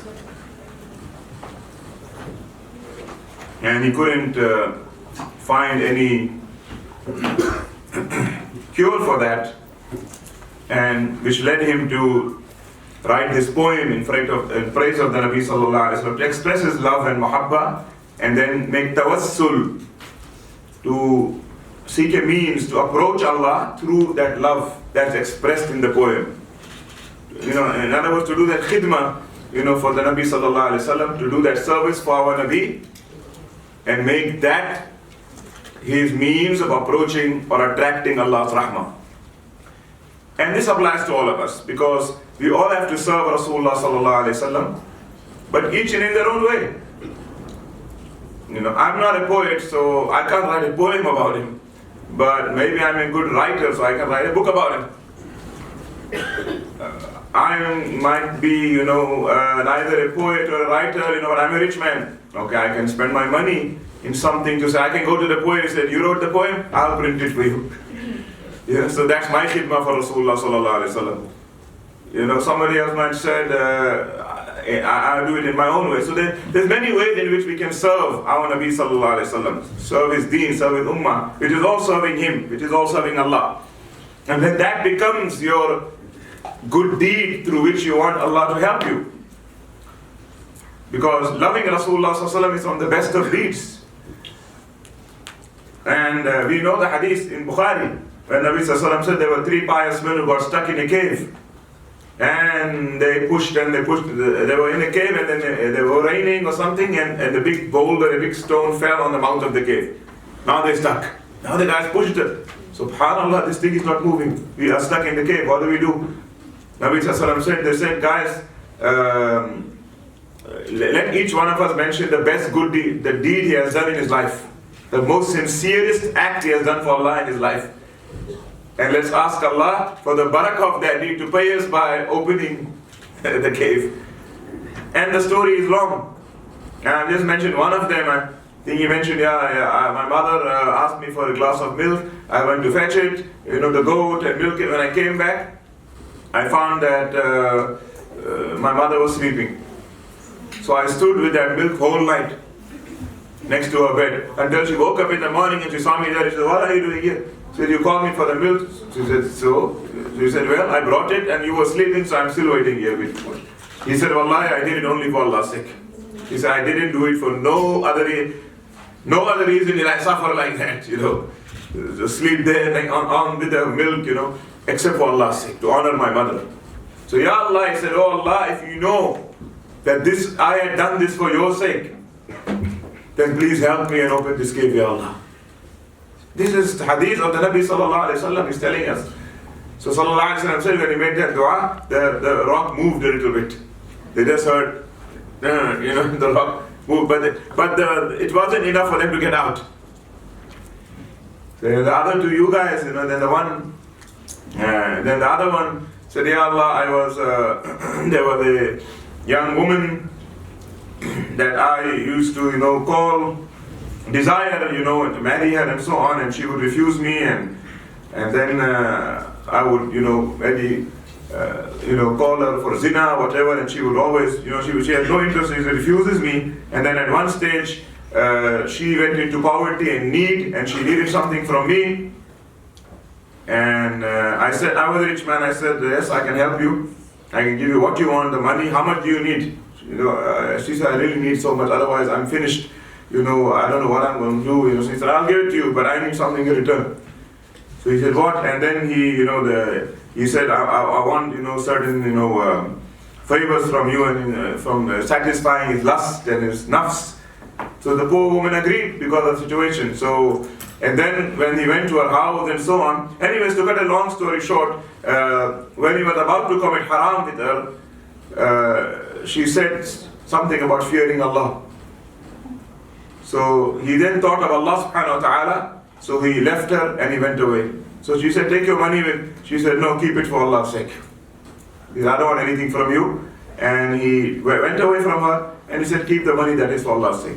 So he said, Ya Allah, if you know that I had left that haram act for your sake, and helped her for your sake, then help me today. And Allah opened the cave a little bit more. And the third one also mentioned the good deed he had done. And when he mentioned his one, Allah subhanahu wa ta'ala made the entire cave open up. Allah made that stone move completely out of the way of the cave, and they could go out. That is called tawassul. To seek closeness to Allah, to do something good you do. And one of the greatest acts you can do is love Rasulullah sallallahu alaihi wasallam. But you have to be sincere, you have to prove that love. You cannot just say, I love him. What's your proof? So Imam al-Busayri, his proof was that poem. I'm a poet and I wrote this. So he wrote an entire poem praising the Nabi sallallahu alaihi wasallam. Because he is rahmatul lil alameen. And he is Allah's mercy. He is the door of Allah's mercy. And there's nothing that attracts Allah's mercy more than the Prophet Muhammad sallallahu alaihi wasallam, because he is Allah's Habib, Allah's beloved. He is Allah's Rahmah. He himself is the Rahmah. So he wrote the entire poem. He wrote a beautiful poem, 160 couplets. 160 couplets. And when he wrote this poem, he was writing, line after line after line. And he started with yearning from the Nabi sallallahu alaihi wasallam, and then he wrote a lot of things. I'm going to come to those things afterwards. And in the end of the poem, the last part of the poem, he makes tawassul to Rasulullah sallallahu alaihi wasallam. He asks Allah to help him for the sake of the love of Rasulullah, and he asks Rasulullah sallallahu alaihi wasallam to intercede for him as well. Because Rasulullah sallallahu alaihi wasallam is aware of all the actions of his ummah. He mentioned in Hadith sallallahu alaihi wasallam that my life is good for you and my death is good for you. They said, how, Ya Rasulullah? He said, my life is good for you. I relate to you Allah's messages, direct message from Allah. My death is good for you because after my death, all your actions are presented to me in the barzakh. So if I see good, I thank Allah. If I see otherwise, I make istighfar for you, ask Allah forgiveness for you. So Rasulullah sallallahu alaihi wasallam is alive in the barzakh and he is making dua for us. So in that sense, you can address him. He is aware of it. He is made aware of it. So there were Sahaba who in Rasulullah sallallahu alaihi wasallam's own time, they went to his qabr, and when there was a drought in Medina, this Sahabi, his name was Bilal radiallahu anhu, but not the famous Sayyidina Bilal who gave the azan. There's another Sahabi, his name is also Bilal. This is an Arab one, Bilal al-Muzani. He went to Rasulullah sallallahu alaihi wasallam's qabr. He said, Ya Rasulullah, istasqi li ummatik wa innahum qad halaku. Ya Rasulullah, make dua for your ummah, for they are finished. Meaning from the drought. So Rasulullah sallallahu alaihi wasallam came in the dream of the Sahabi later on and said, promised him that the rain will come, and it rained. So that means you can address our Prophet sallallahu alaihi wasallam even after his wafat to make dua for the ummah. And this isn't only by his qabr, because you find Sahaba, when the Sahaba went to fight Musaylim al-Kazzab, the evil impostor in Najd. This is thousands of miles away from Medina. And they called upon their war cry, as Imam bin Kasir mentions in al-Bidayah and Nihaya, their war cry was Ya Muhammadah. So when they faced the army, the Sahaba, this is now after Rasulullah passed on, 6-7 months after that. They are very far away from Medina. They are in a completely another area, a different area, and they are shouting together, Ya Muhammadah, Ya Muhammadah. So to address the Prophet sallallahu alaihi wasallam for us after his death and from far away is permissible in Islam. Okay, it is permissible to address Nabi sallallahu alaihi wasallam and to say Ya Rasulullah or Ya Nabi Allah, like we say Ya Nabi Salam Alayka Ya Rasul. Permissible, and not only by his grave, anywhere you are in the world you can do that. So Imam Busayri does that in the Burdah. After he finished writing this poem, and he really applied the best of his abilities in this poem, and this was probably the most sincerest poem he ever wrote in his life. It's not about a king or a prince for dunya, it's for Allah's sake. After he finished, it took him some time to write this poem, and once he was done with the entire poem, he named it Al-Kawakib al-Durriya fi Madhi Khair al-Bariyya. The actual name he gave to the poem is Al-Kawakib al-Durriya fi Madhi Khair al-Bariyya, not the Burdah. He didn't call his poem the Burdah. firstly because the poem, there was already a Burdah poem, if Ka'ab bin Zuhair. Secondly, he had no reason to call it Burdah. Why? Burdah means the shawl. Why would he call it the poem of the shawl? He named this poem Al-Kawakib al-Durriya bi Madhi Khair al-Bariya. The shining moons or the shining stars in praise of the best of creation. Meaning the couplets are like stars. Each couplet is shining like a star. So he said the shining stars in the praise of the best of mankind, best of creation. That's the name he gave to his poem, a name that again today hardly anybody knows this name.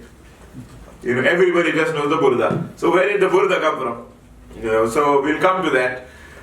He wrote this poem, that's the name he gave to it, Al-Kawakib al-Durriya, and he went to sleep. And that night, when he went to sleep, radiallahu anh, after finishing the poem, he was honored and blessed with a vision of the Mustafa sallallahu alayhi wa sallam. And the beloved Prophet sallallahu alayhi wa sallam told us in a hadith sahih, narrated by Bukhari, Man ra'ani fil manam faqad ra'ani haqqan fa inna ash-shaytan la yatamassalu bi. Whoever sees me in a dream sees me for sure, for shaitan cannot take my shape. So he made it clear that two things, that the ummah will continue seeing him in dreams. That's the first thing he made clear, because he wouldn't say that for no reason, which means people are going to see me. And secondly, they must not think that it's the shaitan fooling around with them. They or anybody else mustn't think that, oh, how do you know, maybe it's the shaitan fooling around with you. He made it clear. If you see me in the dream, you see me, because shaitan cannot take my shape. And indeed, many Sahaba used to see Rasulullah sallallahu alaihi wasallam in dreams after he passed on. And tabi'een, there are books written about that, collecting the names and the stories of all the people who saw Nabi sallallahu alaihi wasallam in a dream. And it's lots of Sahaba, lots of tabi'een, tabi'een, Imam Abu Hanifa, Imam Shafi'i, Imam Malik, Imam Ahmad bin Hanbal, Imam Bukhari. If I even start going in that direction, I have to tell you countless stories of all these great Imams who saw Rasulullah sallallahu alaihi wasallam in a dream. Imam al-Nawawi, Imam al-Suyuti, all of them used to see Nabi. The story, if you read the biography of any of these sheikhs, you will find somewhere in that biography, and he had a vision of the Prophet sallallahu alaihi wasallam. So it's widespread, and it's haq. So he saw him in a dream, and obviously to see Rasulullah sallallahu alaihi wasallam in a dream is a great blessing. If you go to any book of dream interpretation, they will tell you that is the most blessed dream you can have. That's the best dream you can have. So he saw him, and then in the dream he went to greet our beloved Prophet sallallahu alaihi wasallam. He kissed his hand and he stood there, and there were other people there, and he stood there with respect. And as he was standing there, Rasulullah sallallahu alaihi wasallam turned towards him from all the people there, and said to him that, "Oh Busiri, recite for me that poem that you just finished write. So that poem that you just finished, you completed, please read it for me." So this also shows you that Rasulullah sallallahu alaihi wasallam is aware of what's happening in his ummah. He's aware of what people are writing, what people are reciting. He's aware. So Imam Busiri started reciting the poem in the dream. Started reciting the poem in the dream. أمن تذكر جيران بذي سلمي ماذا اشتدم عن جرى من مقلتي بدمي أم هبت الريح من تلقاء كاظمة وأومض البرق في الظلماء من إضمي فما لعينيك إن قلت اكففا همتا وما لقلبك إن قلت استفق يهمي لولا الهوى لم طرق صبعا على دمعا على طلل ولا أرقت لذكر الباني والعلم. He started reading the Qasida. As he read the Qasida, he came to the part where he mentions the miracles of Rasulullah sallallahu alaihi wasallam. There's a chapter there, and we're going to come to the chapter afterwards, where he mentions the miracles of the Nabi sallallahu alaihi wasallam. It's a very famous miracle, and that is the miracle of healing people. So our Nabi sallallahu alaihi wasallam would often heal the sick by a rub of his hand. And this is the miracle that Nabi Isa alayhi salam also had. Remember? Jesus, alayhi salatu wasalam, it's in the Quran. Ubri'ul akmaha wal abrasa wa uhyil mawta bi iznillah. I healed all these people by Allah's permission. So Rasulullah sallallahu alaihi wasallam also, sometimes the person would come to him with a sickness, he would rub his blessed hand on them and recite a dua or two, and that person would be healed. We have a situation in the Battle of Badr when a Sahabi came, his eye was hanging out, and Rasulullah sallallahu alaihi wasallam recited something and took some of his blessed saliva after the recital and put it there, and like he glued his eye back. And the eye was functioning again. And the Sahabi said, Wallahi, that eye never gave me a problem again. So miracles, mu'jiza. These are mu'jizat. How Ibrahim alayhi salam went in the fire and came out after a week, nothing happened to him. These are called miracles. And believing in them is believing in Allah's infinite power. And disbelieving in them is denying Allah's infinite power, through which He created the heavens and the earth. The one who created the heavens and the earth out of nothing can put Ibrahim a.s. in fire and take him out, and put Musa a.s. in the ocean, and Yunus a.s. in the billows to take him out, and put that man's eye back. It's all of Allah. Biiznillah. Sayyidina Isa, when he said, I make the dead alive, I heal the sick, he said after that, it's in the Quran, with the permission of Allah. It's the permission of Allah. And without His permission, we can't do anything. So there's another Sahabi, he came, he said, Ya Rasulullah, my hand got cut off. He said, it was just hanging like with one little piece there. And Rasulullah sallallahu rubbed on it until the bones and the meat, everything was joined again. This is Battle of Badr. There are many incidents like that. So Allahumma salli ala Sayyidina Muhammad. We've even seen similar incidents with some of our shuyukh, You wrote the poem? some of awliya Allah in our time, who touched a person who was ill or paining in a part of their body, or their bone was broken or whatever, and they rubbed on it and the person was healed. So what more about the one through following whom they became awliya? So the one who, by following him they became awliya. So sallallahu alayhi wa sallam. So he recited that couplet in the dream. When he recited that couplet, and the couplet goes like this: Kam abra'at وصبا باللمس راحته وأطلقت أرما من ربقة اللمم. Said, how many times, Ya Rasulullah, did you not heal the sick? By the touch of your hand, by the touch of your palm, and release them from the pain and agony that they were in. How many times, Ya Rasulullah? He's counting all the miracles, right? So he counts this one. He said, and how many times, Ya Rasulullah, didn't you heal the sick by the touch of your palm and release them from the suffering and the pain they were in? But when he recited this couplet in front of Rasulullah sallallahu alaihi wasallam in the dream, he became emotional. He started crying because he remembered his own pain and suffering. Yeah, in reality, in the dream, in the physical world, in the dream he's walking, he's standing and reciting, but he knows in real life, or in the physical life, because that's real, there's no real and unreal, it's all real. But in the dunya life, he knows that I am stuck, with paralysis, I can't do this. So he started crying. He became emotional. So at that moment, Rasulullah sallallahu alaihi wasallam went and rubbed on his feet. He rubbed, on his feet, on his thighs, he rubbed on it, like making a dua for shifa. So he did that, and then he recited the entire poem.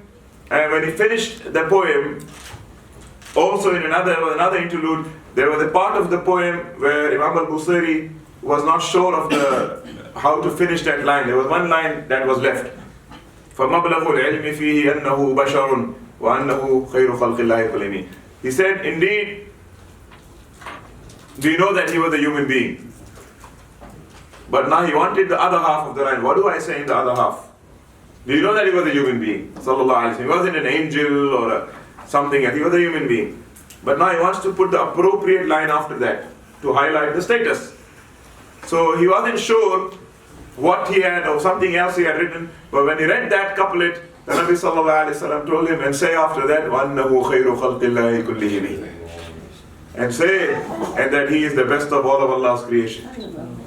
And that he is the best of Allah's creation. And so yes, he's a human being. We don't deny that. That if you deny the human being, then you took away his greatness.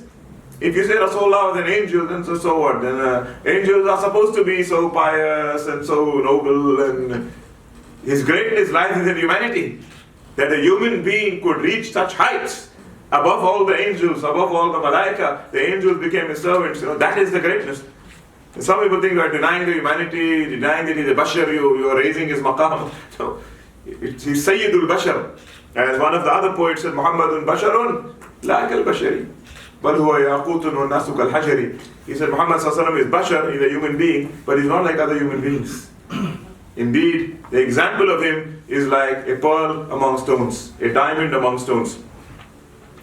Diamond is also a stone. The coal is also a stone, but they're not the same. A million coals are equal to one diamond. Right? So, he concluded the poem. When he concluded the poem, Rasulullah ﷺ and his companions were so happy with him that Rasulullah ﷺ took off his shawl and put it on Imam al-Busayri as a reward for that poem. And he did with him basically exactly what he had done with Ka'b bin Zuhair. Ka'b bin Zuhair. So he took his shawl off, his burdah. In Arabic, the shawl is called, a thick shawl is called the burdah. A thin shawl is called a shawl. Shawl. Thin one is called a shawl, and the thick one is called the burdah in Arabic. So he put that shawl on al-Busayri rahmatullahi alayh, and that was the end of the vision.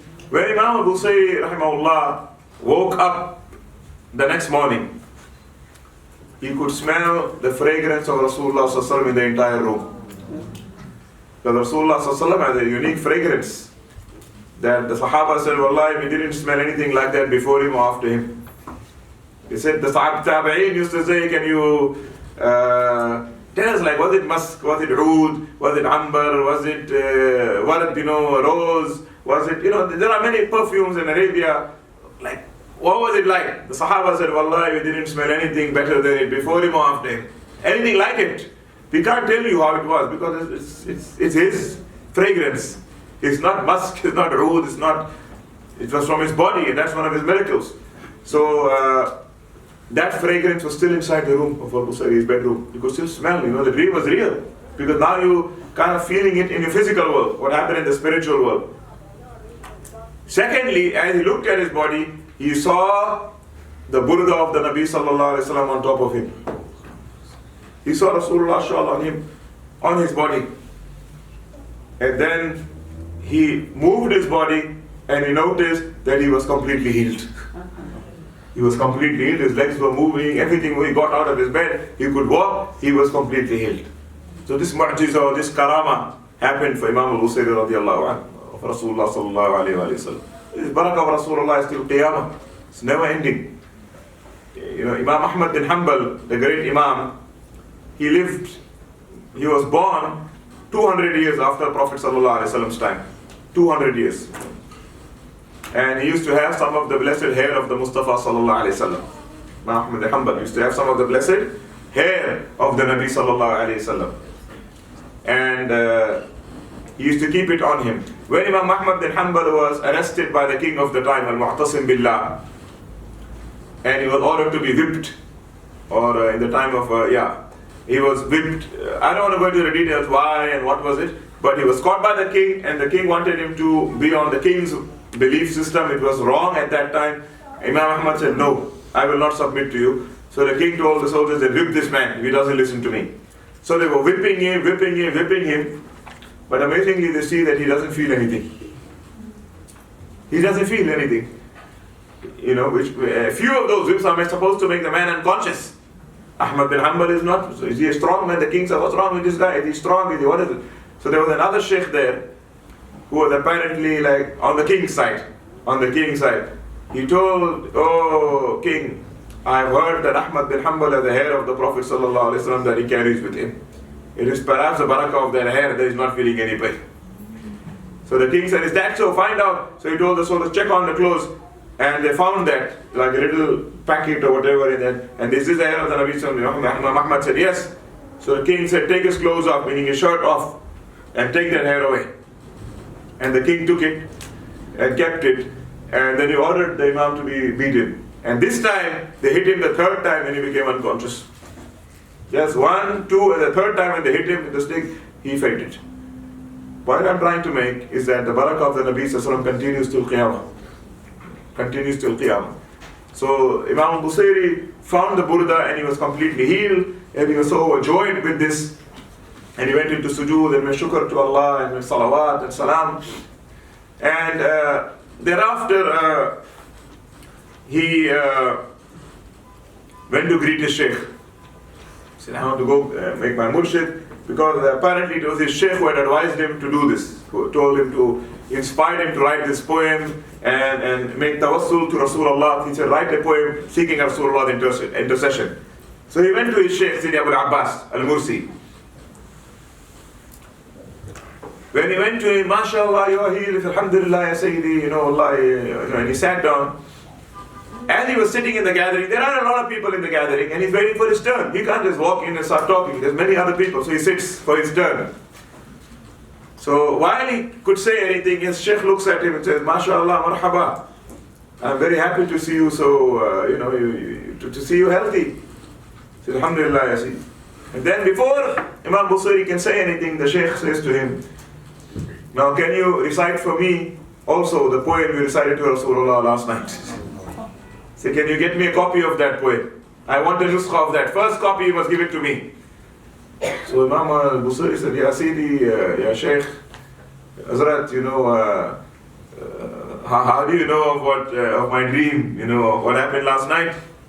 So Sayyid al-Mursi said, when you were reciting that poem to Rasulullah sallallahu alaihi wasallam last night, I was also standing behind him listening to it. He said, I was also there.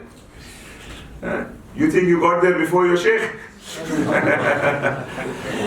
Can never get there. You are there because of your Shaykh.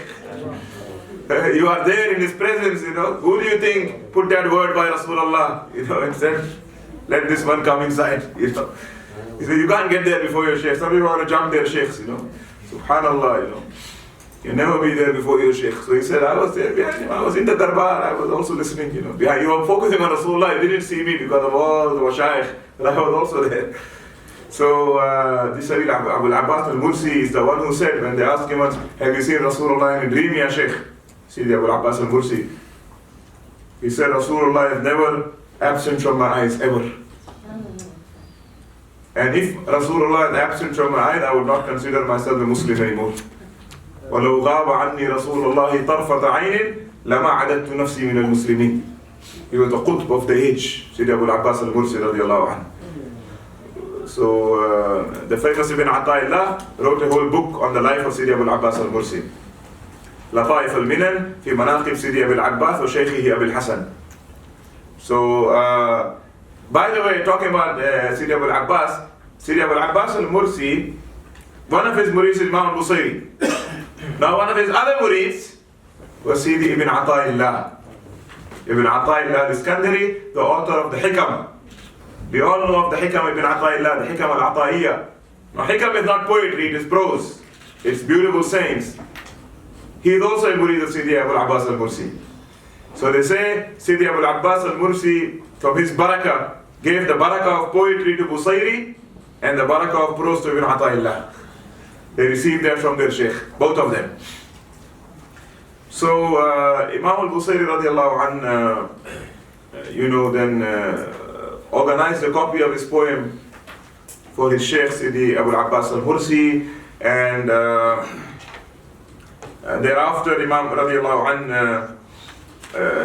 the king of the time heard about it, and he was sick.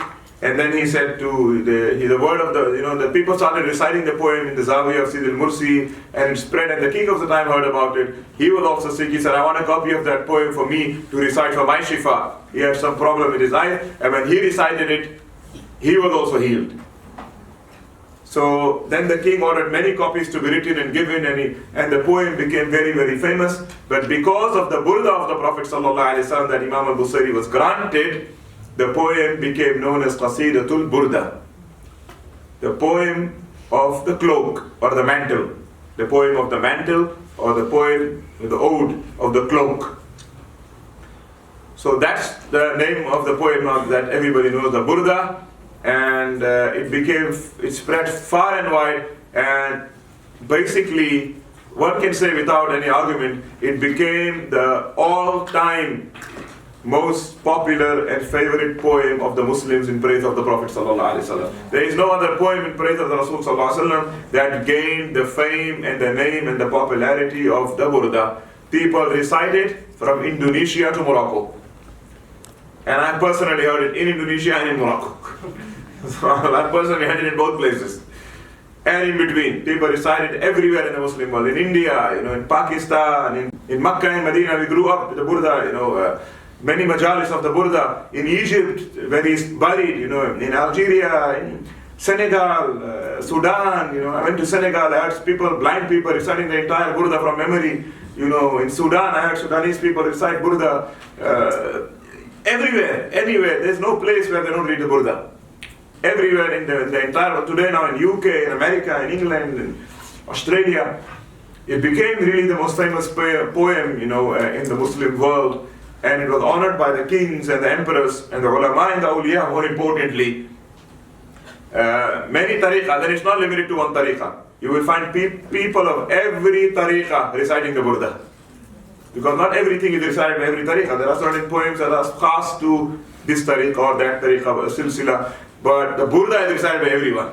You can go to any Zawiya, any Khanqa, any tariqah, any silsila, you find them reciting Qasida Burdah Sharif. It's unanimously accepted by the Ummah. And part of that acceptance of the Burdah was that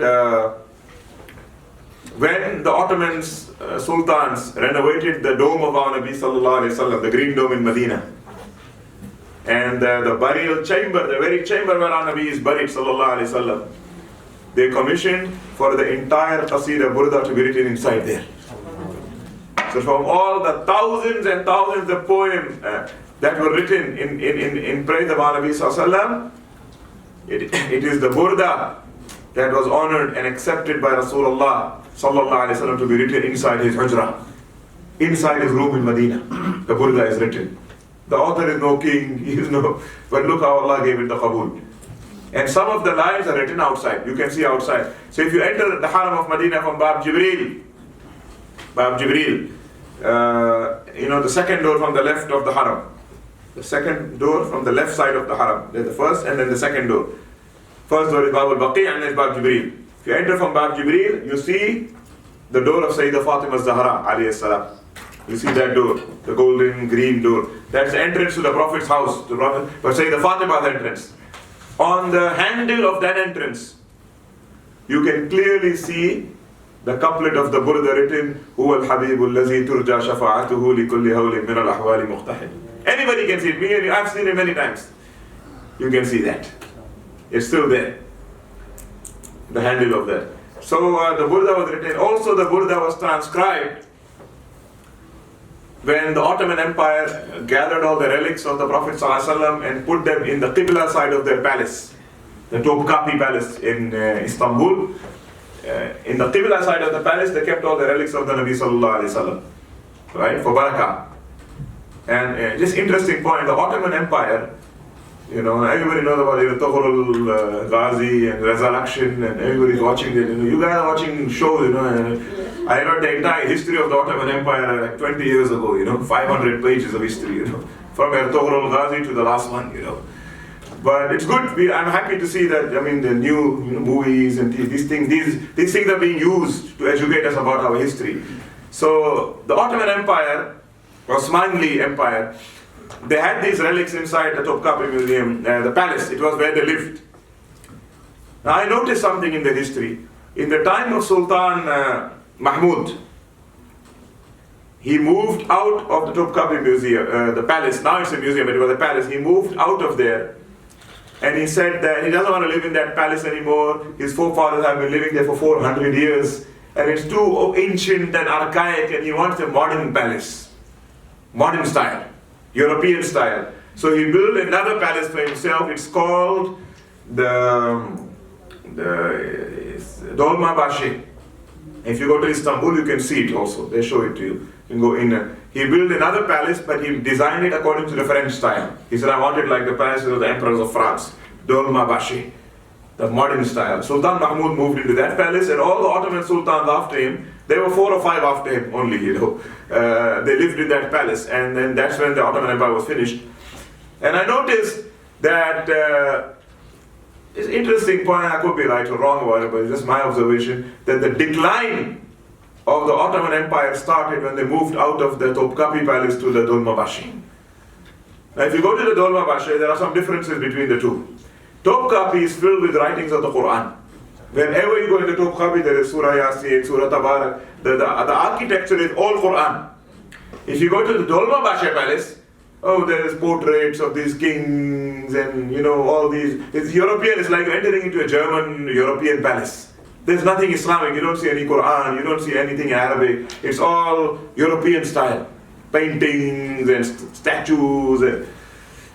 So some of the Salihin, they also mentioned to me. In fact, it's not only someone I observed. They said that the decline happened because they moved away from the relics of the Prophet ﷺ. When they lived in the palace where the relics of Rasulullah were kept, the Ottoman Empire was protected.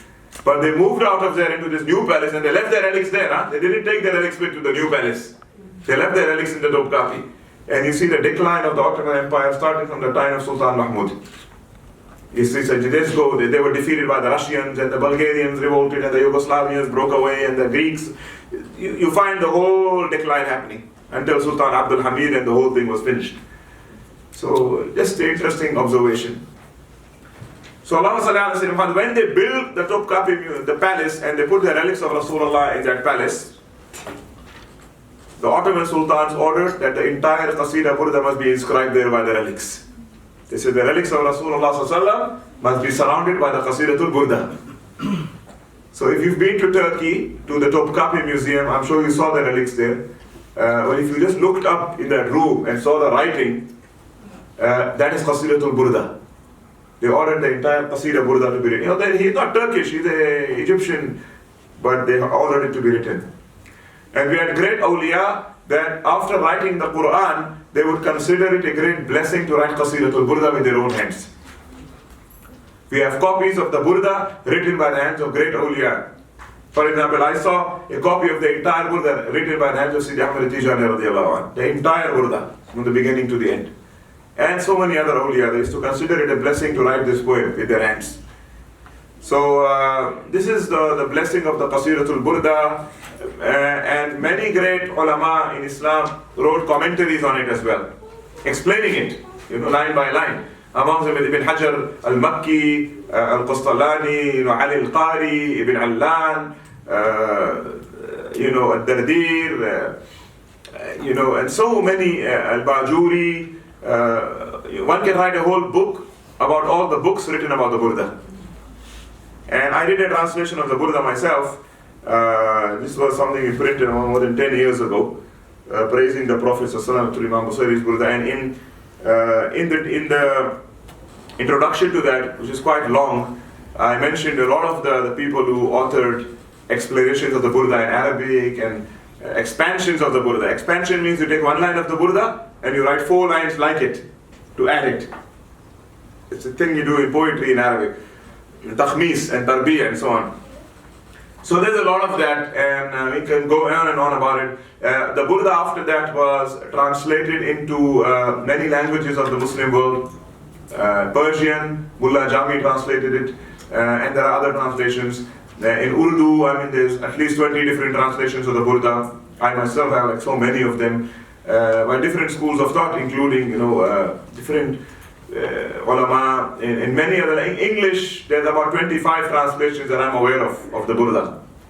I personally maybe have about 15 of them that I myself possess. Translations of the Burdah, and each one is a different one. Each one got a different style. Each one is written with a different passion, a different person, and they're all beautiful.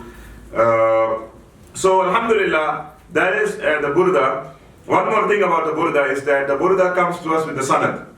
So Imam al-Busayri, after the poem became famous, people would come to him to learn the Qasida from him, teach us the Burdah.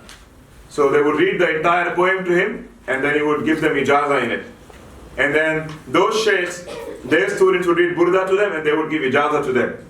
The izn and the ijazat and the sanad. And so on, the Burdah was transmitted generation after generation after generation with the ijazah. And alhamdulillah, I myself am honored to have ijazah in the Qasidatul Burdah as well.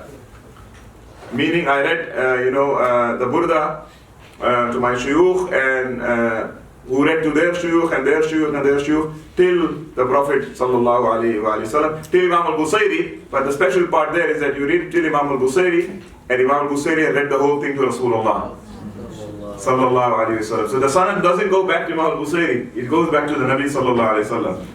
So just to read to you the sanad that I have for the sake of barakah, and to also just to make us understand that how the Burdah goes back all the way to Imam al-Busayri and to Nabi alayhi salatu salam. Where is it there now? Imam al-Busayri, by the way, passed on in the year 696 Hijri, in the city of Alexandria in Egypt. The city of Alexandria in Egypt, and he was buried opposite the maqam, the mazar of his Shaykh Sayyid Muhammad Alawi. So if you go to Alexandria in Egypt, by the beach there, you find by the Mediterranean Sea, the beach there's the maqam, the mazar. In Cape Town, say the karamat of Sidi Abu al-Abbas al-Mursi, and right opposite that is another small dome, and that is the maqam of Imam al-Busayri. And if you go inside there also, you find the entire Qasida Burdah written there as well. Inside his maqam, I had the honor of going there and reciting the entire Qasida Burdah in the presence of Imam al-Busayri. And I consider that a shorter chain, by the way. Because I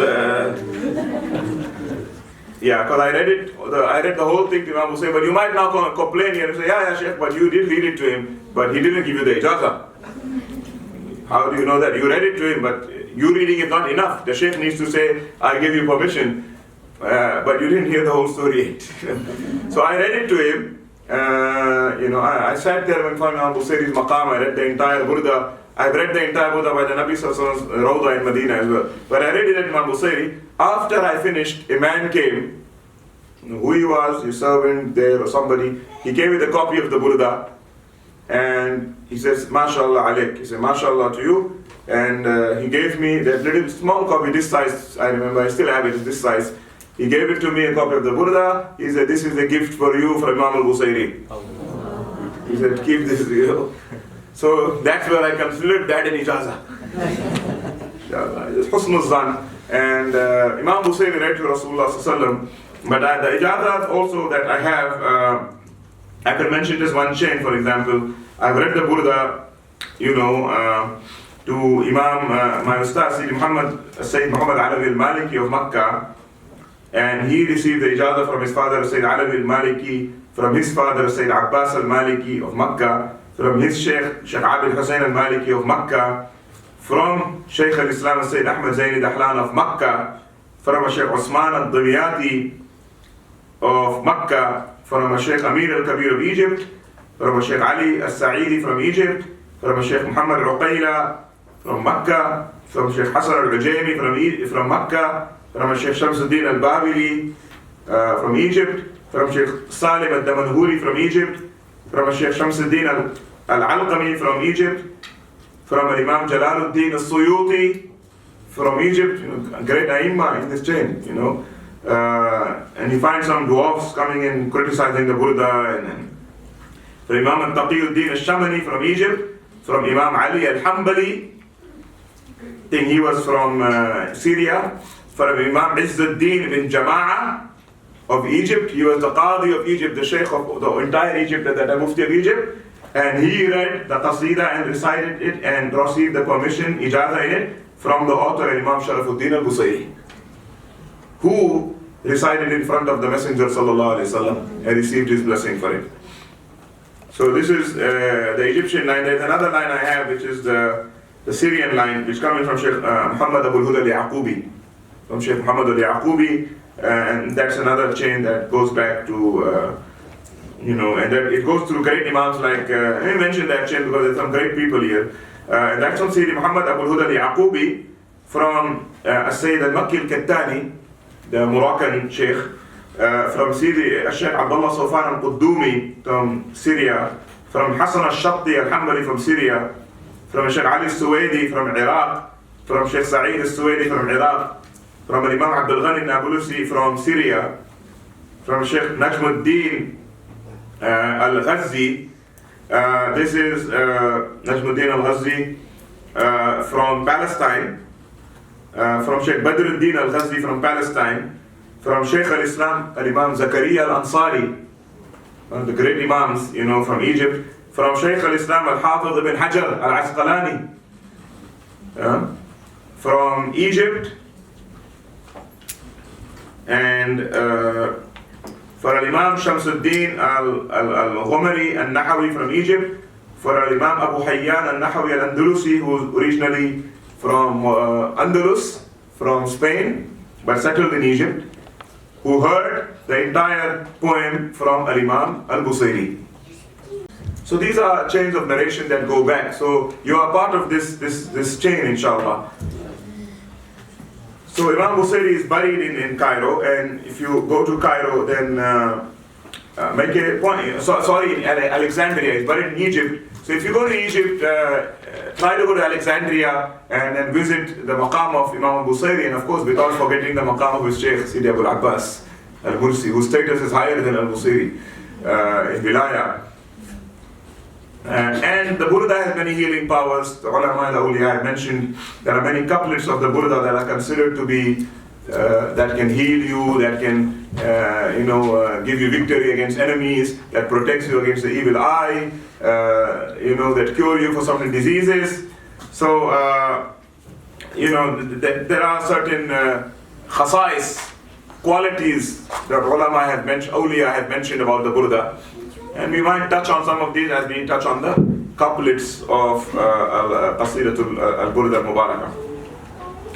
So, inshallah, without further ado, we want to commence with the Qasida itself. Usually we read, before we start the Qasida, we say, Mawlaya salli wa sallim, daiman abadan ala habibika khair al-khalqi kullihimi. Right?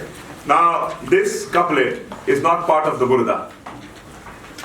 Interestingly, this is the most famous couplet of the Burdah. Everybody knows this couplet. But this is not really from Imam al-Busayri himself.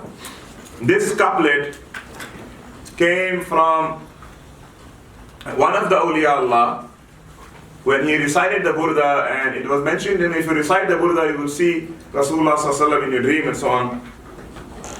So, but he was reading it and it wasn't happening. So he went to his Shaykh. So his Shaykh told him, you're reading it, but are you reading the salawat that Rasulullah likes to be recited with the Burdah? He said, no, what salawat is that? He said, Mawlaya salli wa sallim daiman abadan ala habibika khair al-khalqi kullihimi. Which means, Mawlaya, O my Lord, salli wa sallim, send your salawat and salam, daiman, always, abadan, forever. Ala habibika, on your beloved, khair al-khalqi kullihimi, the best of your creation. So it's a salawat on the Nabi sallallahu alaihi wasallam. He said always recite that. And for that reason, Burdah is always recited with that. At least before each chapter, otherwise even after every couplet. If you can't read it after every couplet, then at least with every chapter. 10 chapters in the Burdah. The Burdah has 10 chapters. You read Mawlaya salli wa sallim, you start with it and you end with it. So after that, the first couplet of the Burdah, he starts by saying, Amin tadakkuri jiranin bidi salami, madashta dam'an jaramin muqlatin bidami. He said, is it the remembrance of the people of Zi Salam that makes your tears flow down your eyes with blood? Zi Salam, what is Zi Salam? Zi Salam it was a place between Makkah and Medina, but nearer to Medina. And when the Hujjaj used to come near Zi Salam, it is when it's like they have come near Medina. It's like they've arrived in Medina. So he said, it is the memory, it is the yearning for Zi Salam that makes me cry tears of blood. He starts like that. He said, the yearning for Zi Salam and its people, meaning Rasulullah and Sahaba and Ahlul Bayt, that makes me cry tears of blood. You know, I'm yearning for the Nabi Sallallahu Alaihi Wasallam. And then he said, or has the wind, he said, why am I crying so much? He said, or has the wind blown from the land of Qasima? Qasima also was a mountain near Makkah. Or is it the light shining from the land of Idam? Again, Idam also is a place near Medina. So he's mentioning all these landmarks near Makkah and Medina. Is it the light shining from Idam? Is it the breeze coming from Qasima? That makes me makes me yearn and cry and become disturbed in love when I think of these places. فَمَا لِعَيْنَيْكَ إِن قُلْتَ اكْفُفَا هَمَةً وَمَا لِقَلْبِكَ إِن قُلْتَ اسْتَفِقْ يَهِمِي. So he said, what's the matter then with your eyes? I tell it to stop crying, but it refuses to stop. It continues crying. And what's the matter with my heart? The more I tell it to calm down, the more it becomes more and more, passionate. So in other words, he's describing love here, that love cannot be controlled. The more I tell my eyes to stop crying, the more they cry. The more I tell my heart to calm down, the more it becomes excited. In love for Rasulullah. That is yearning for Rasulullah. That's why the name of the first chapter is Shawq ila Rasulillah. In love and yearning for him. And remember, yearning for Rasulullah is a sign of Iman. Sign of a mu'min.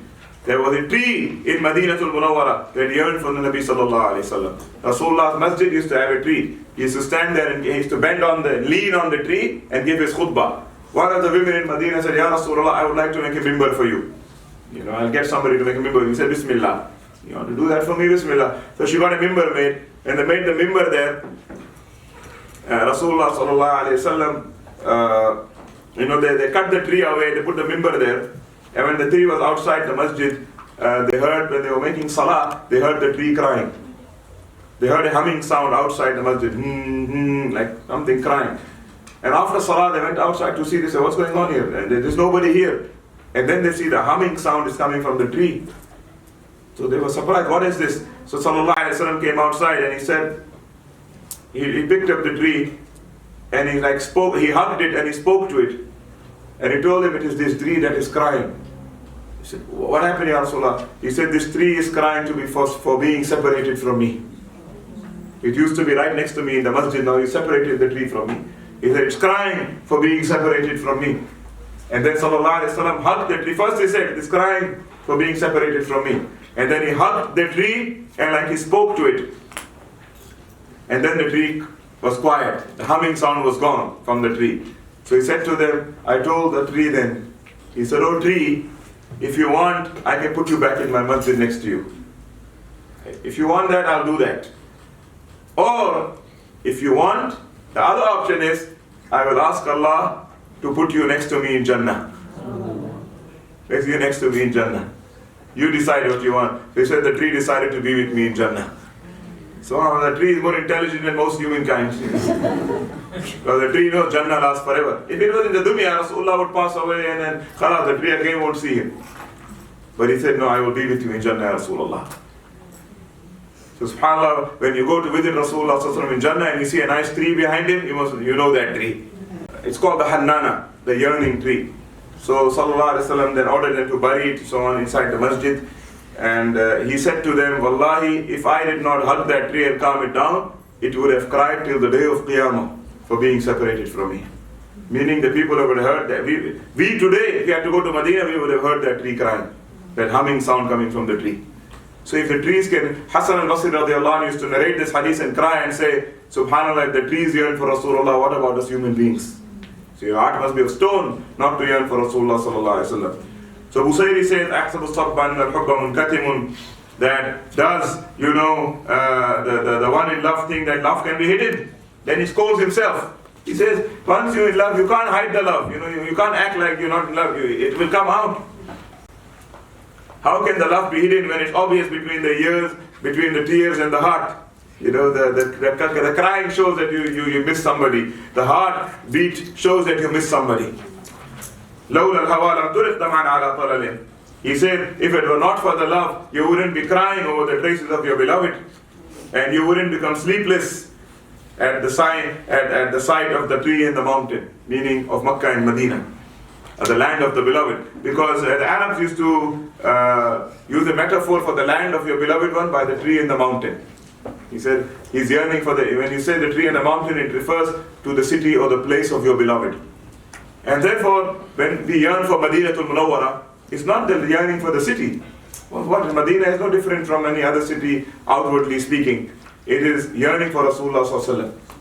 And it makes us yearn for Medina, for Uhud, for Baqi', for Quba, for all these places. And then he says, كَيْفَ تُنْكِرُ حُبًّا بَعْدَمَا شَهِدَتْ بِهِ عَلَيْكَ عُدُولُ دَمِهَا السَّقَمِ. How can you deny your love when you have the two witnesses for your love? The witnesses of your tears and the witnesses of your pain and the suffering that you are in, the illness that you feel. They testify to your love, the crying and the movement of your heart. And then he says, وَأَثْبَتَ الْوَجْهُ خَطَّ عَبْرَةٍ وَضَنًا مِثْلَ الْبَهَارِ عَلَى خَدَّيْكَ وَالْعَنَمِ. And indeed, the proof of that love is ingrained on your body. For indeed, your crying has made lines on your cheeks of grief, which look like roses and a red colored tree. So when you cry too much, you can see the mark on it. And Al-Busayri had cried so much that you could see the marks on his face. نعم سرى طيف من أهوى فأرقني والحب يعترض اللذات بالألم. He said, yes, the vision of my beloved comes to me in the night and keeps me awake. Meaning I imagine my beloved in the night and I can't sleep. I have sleepless nights missing my beloved. And indeed, love can turn pleasure into pain. And then he says to those who may condemn the love, يا لائمي في الهوى العذري معذرة مني إليك ولو أنصفت لم تلمي. O you who condemned me for my love, accept my excuse. For indeed, if you were just and fair, you wouldn't condemn me. If you were fair, you wouldn't. In other words, never condemn a lover. Don't condemn a lover, because only if you are in love, you understand the situation of the lover. So it's easy for somebody not in love to condemn somebody in love. Forget about that person. It's easy for you to say that, forget about that person. When there's a person who's in love with that person, nothing can make them forget about that person. You know, that is a miracle. So that's love, the power of love. So he says, oh, you who condemn me for my love, if you were fair, you wouldn't condemn me. If you understood love, you wouldn't condemn me. So that is the love for Rasulullah sallallahu alaihi wasallam. And he said, عَدَتْ كَحَالِي لَا سِرِّيَّ مُسْتَتِرٍ عَنِ الْوُشَاةِ وَلَدَائِهِ مُنْحَسِمِ. And then he says to the lover, to the one who condemns, he said, may Allah spare you my condition. He said, may Allah spare you my condition. I hope you never get my condition. For indeed, my illness is incurable. The illness I have is incurable. And therefore, you advise me, مَحَطًّا إِنُّ صَحَلَاكٍ لَسْتُ أَسْمَعُوا إِنَّ الْمُحِبَّ عَنِ الْعُزَّالِ فِي صَمَامِ. You give me advice, but I will never heed to it. You can advise me, I will never heed to it, for the lover is deaf to all criticism and advice. Advise your child about love and forget about this person or forget about that person. The youngster, the one in love, youngster or old man, the one in love. We've seen the old and the young. When they are in love, subhanallah, they don't listen to nobody's nasiha. Not mommy, not daddy, not daughter, not son. They don't listen to anybody's nasiha. But this love of man and woman is important, because from that you understand how you should love Rasulullah sallallahu alaihi wasallam, how you should love Allah. In fact, the Sufis used to say the only reason Allah created this material love in the dunya is so that people can train through it on how to love Allah and His Rasul. So, do we have that type of love for Allah and the Rasul? Are we in love with Allah and His Rasul? Or are we have the lips, okay, every Muslim says I love, any Muslim says I love Allah, I love Rasulullah. But are you really in love with Allah and His Rasul? Do you have that love which Allah and His Rasul take over everything in your life? Every day you mention them, morning you mention them, night you mention them, in between you think of them. If you do something, they come to your mind first, Everything, that's love. That is what our love is. And the lover doesn't listen to anybody's nasiha. إِنِّي اتَّهَمْتُ نَصِيحَ الشَّيْبِ فِي عَزَلٍ وَالشَّيْبُ وَبَعْدَ فِي نُصٍ عَنِ التُّهَمِ. He said, I reject the advice of the old and the young, even when I know that advice is pure and sincere, But he said, in love you don't care.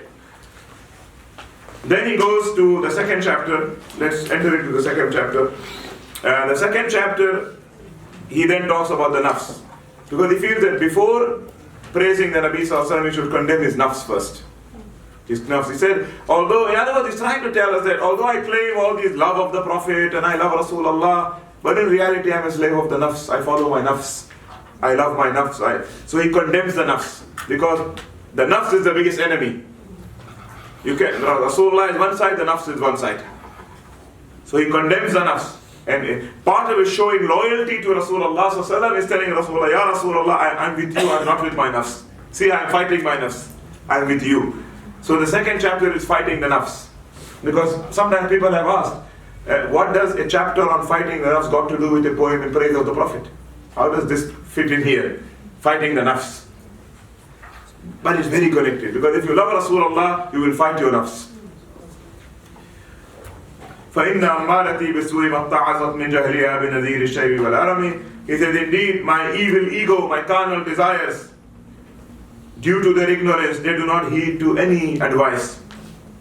They don't even heed to the grey hair that I have on my head, on my beard. Because the grey hair is also a sign from Allah. Sayyidina Umar used to pay a man to come and remind him of death. Sayyidina Umar used to literally pay this guy every day, like whatever, a coin or whatever. Said, all you have to do is come in and say, Al-Maut ya Umar. Death to Umar. Don't forget you're going to die and answer.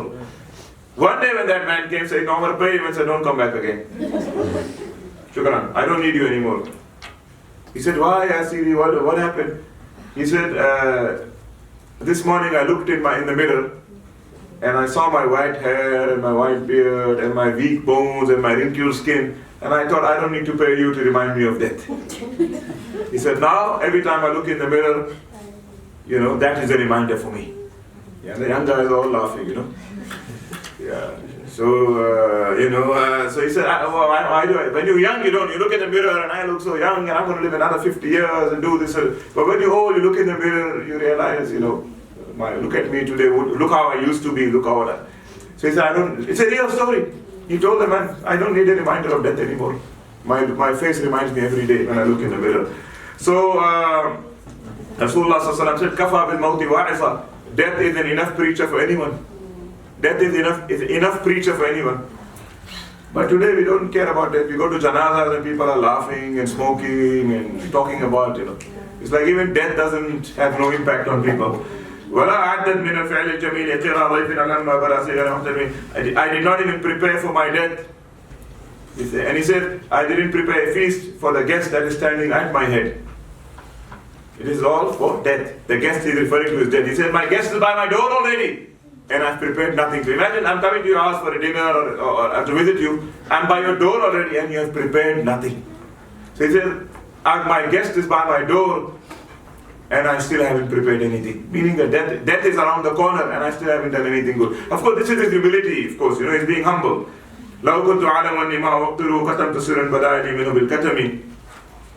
He says, had I known I would not be able to honor him, I would have tried to hide my hair and my grey hair and so on, tried to run away from death. But he said, you cannot run away from death. Manli, the Prophet ﷺ said, there are two sicknesses there is no cure for. Old age and death. Sallallahu Alaihi Wasallam said, there are two sicknesses. Da'ani la dawa alahuma al-haramu wal-maut. Old age and sickness. You cannot, now they have these aging creams and all this. A waste of time, ya akhi. What do you want to do with all that? Prepare rather for the akhirah, you want to live young forever and so on. Man li biraddi jima'in min ghawayatiha kama yuraddu jima'ul khayli bil lujumi. He said, who can restrain my rebellious nafs as from disobedience? I need a rein, like when you take a rein to pull the horse. He said, I need to put the reins, I need to put ropes on my nafs to pull it back. فلا ترم بالمعاصي كسر شهوتها إن طعاما يقوي شهوة النهم. He said, and do not try to subdue the desires of the nafs by committing sins. Because he believed if I desire something wrong, if I do it, I'll be done with it. He said, no, that's it. That's the deception of the nafs. because food only makes you desire food more again. So he said one sin will only lead you to more sin. So you have to fight it. Like somebody asked my Shaykh, said, Shaykh, my nafs is troubling me, what do I do? I don't know, what do I do? How do I fight it? So the Shaykh said, just stop. Really, the Shaykh said to him on the phone in English, he said to him, just stop. Just stop. I don't have no long solutions for you, read this 1,000 times, do this. He said, just stop. Stop following them. So he said, really hit me hard and said, wow, it looks so good, it's actually so easy. I should just stop, doing the wrong that I'm doing. When nafsuka tifli, he said, nafs is like a child.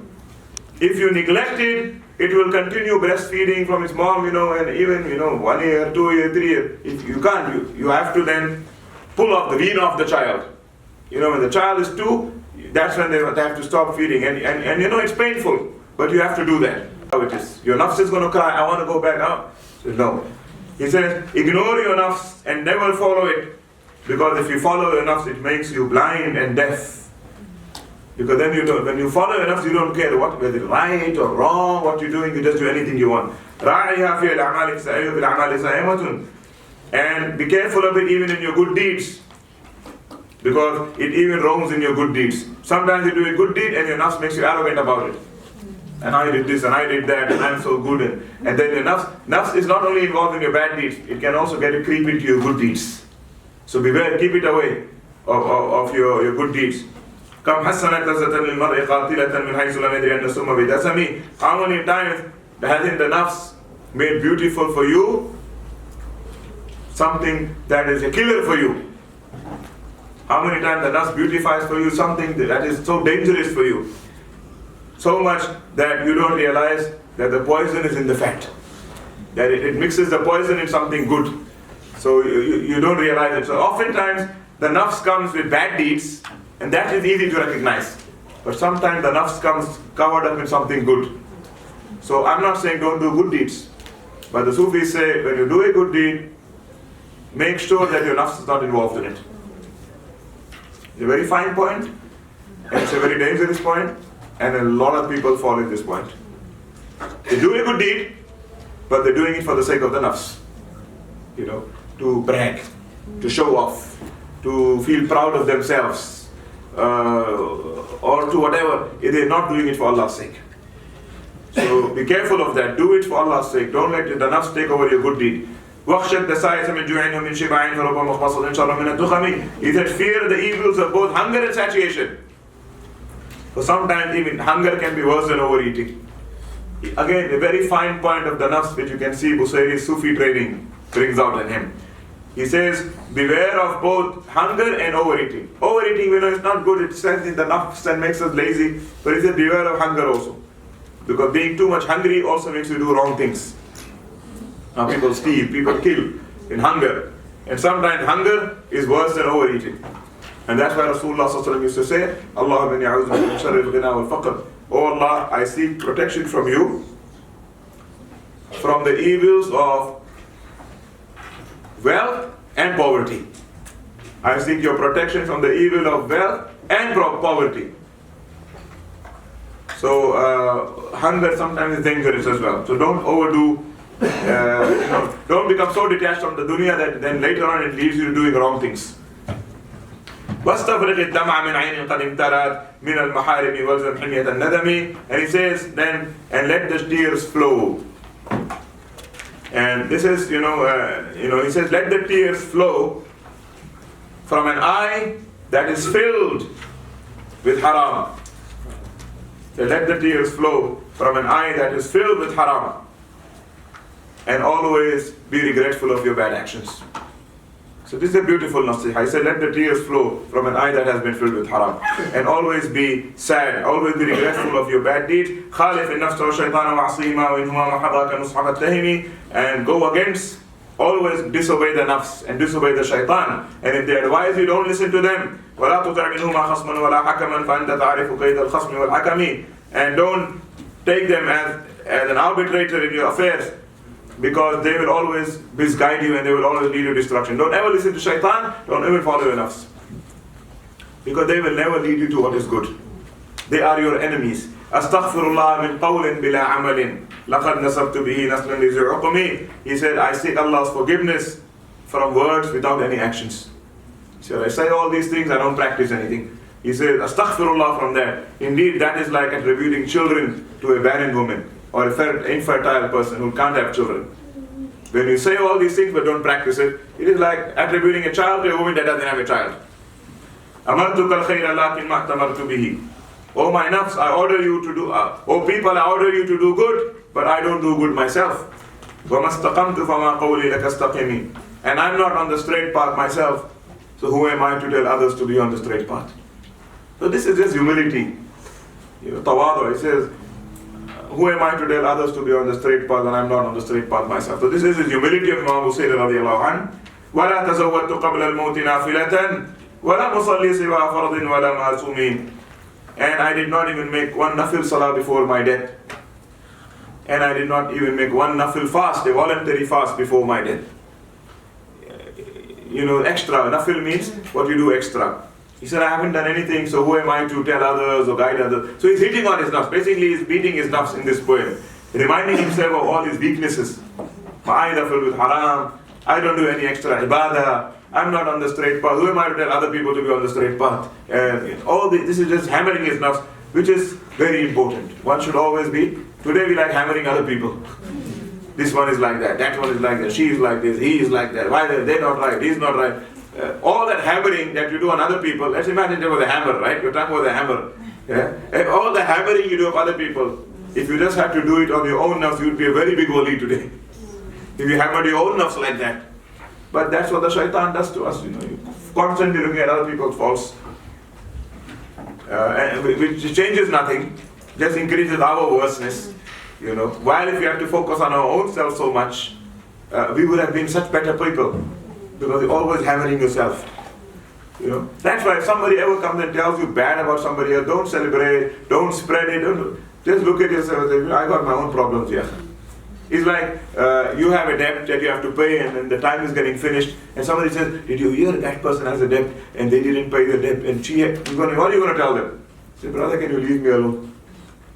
Because I'm worried about my own, you coming and telling me this one. I don't care what other people's problem. I got my own problem. If you have your own court case in front of you, will you bother with other people's court cases?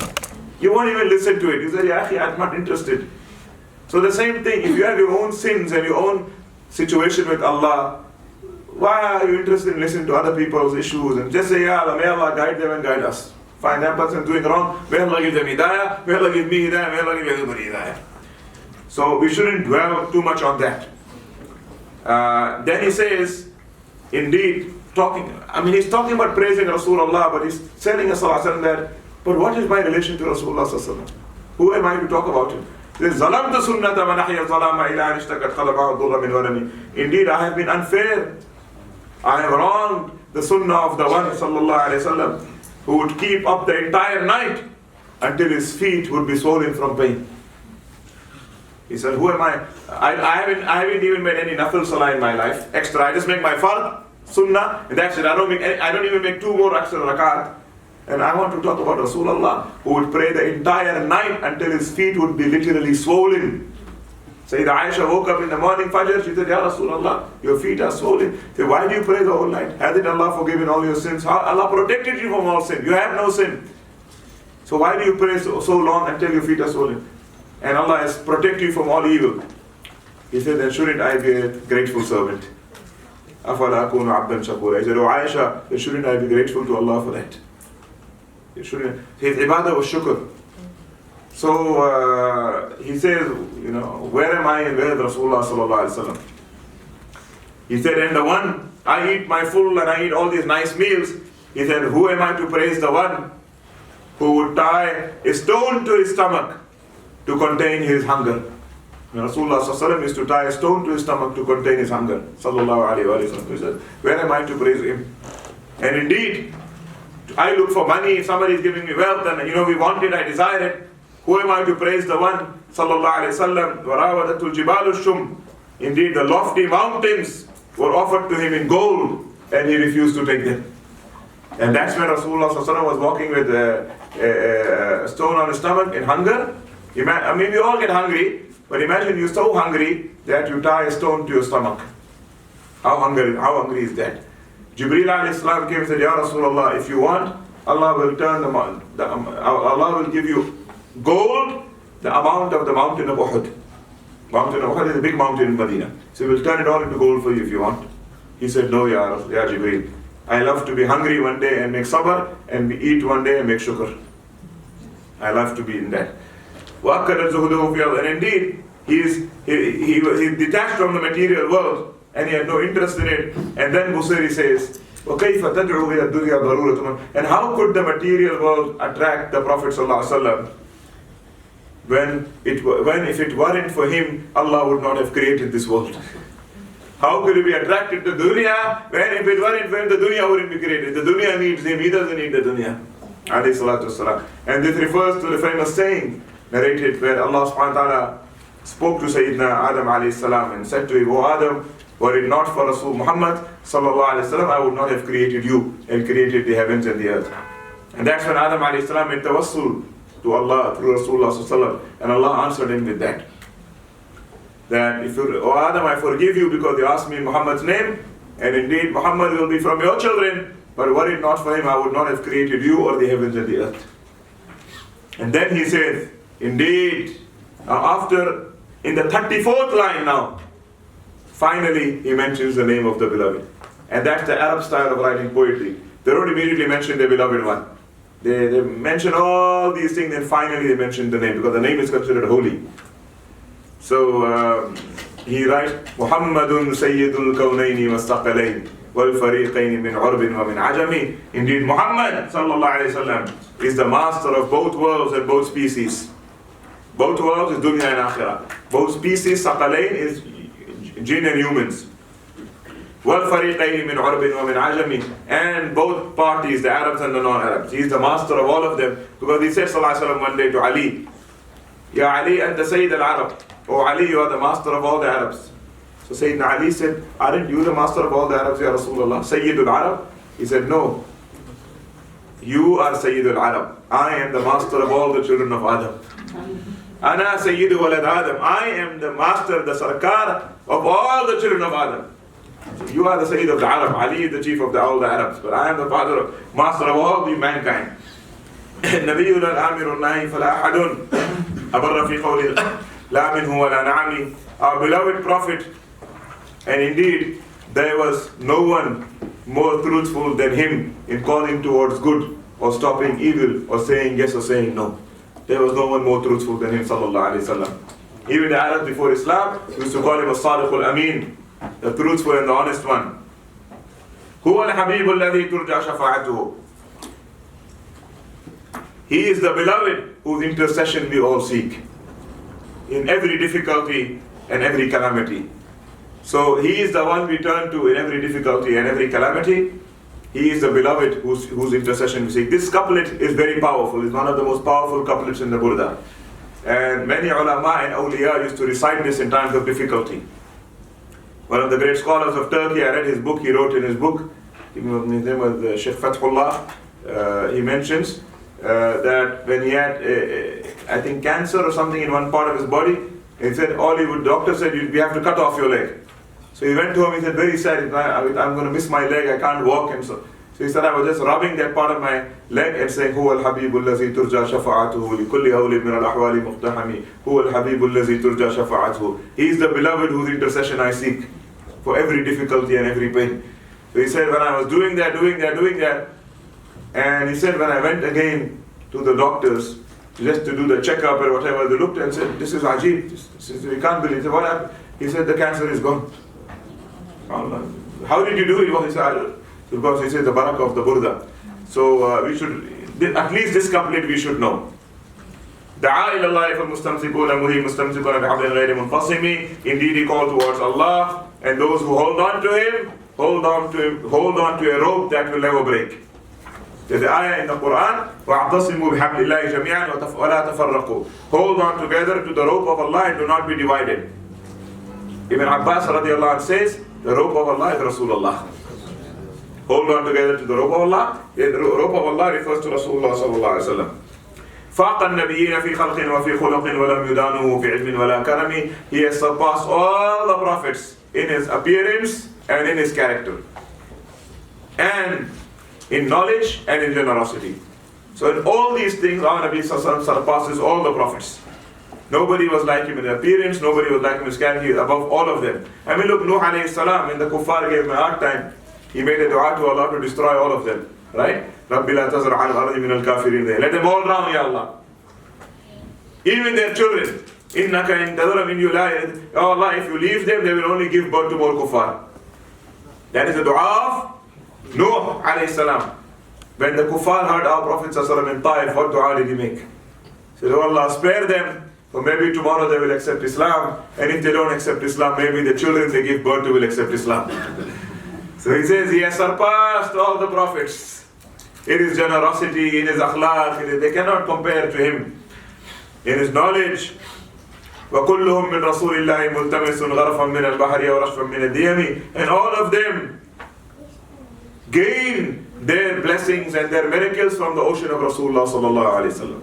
Because Rasulullah is the original prophet. His nur is the first nur. All the prophets and all the miracles and knowledge that they have is taken from his light, which went into each one of the prophets until it came into him in the physical form and he appeared. So he said they all stand by his door, whether it's knowledge or wisdom, it comes from him. He is the one who Allah perfected in appearance and in meaning, inwardly and outwardly. And then he became the beloved of Allah. So he is the one Allah perfected outwardly and inwardly, and indeed, therefore he became Allah's most beloved of creation. And munazzahun an sharikin fi mahasinihi, he has no partner in his qualities. For indeed, his beauty is indivisible. The jewel of his beauty is indivisible. You can't, nobody can be like him, sallallahu alayhi wa sallam. Sayyidina Ali was told to describe him. So Sayyidina Ali said, لَمْ نَرَى قَبْلَهُ وَلَا بَعْدَهُ مِثْلَهُ وَلَا نَرَى. He said, Wallahi, the eyes have never seen anyone like him before him, and the eyes will never see anyone like him after him. After Sayyidina Ali was asked, can you tell us about Rasulullah? He told. Then can you tell us more? Sayyidina Ali said, Wallahi, the eyes never saw anyone like him before him, and the eyes will never see anybody like him after him. I have not seen it. So, that is his maqam. Then, talking about praising Rasulullah sallallahu. Today, nowadays people say, you praise Rasulullah, but there's limitations and shouldn't be more than this and more than that.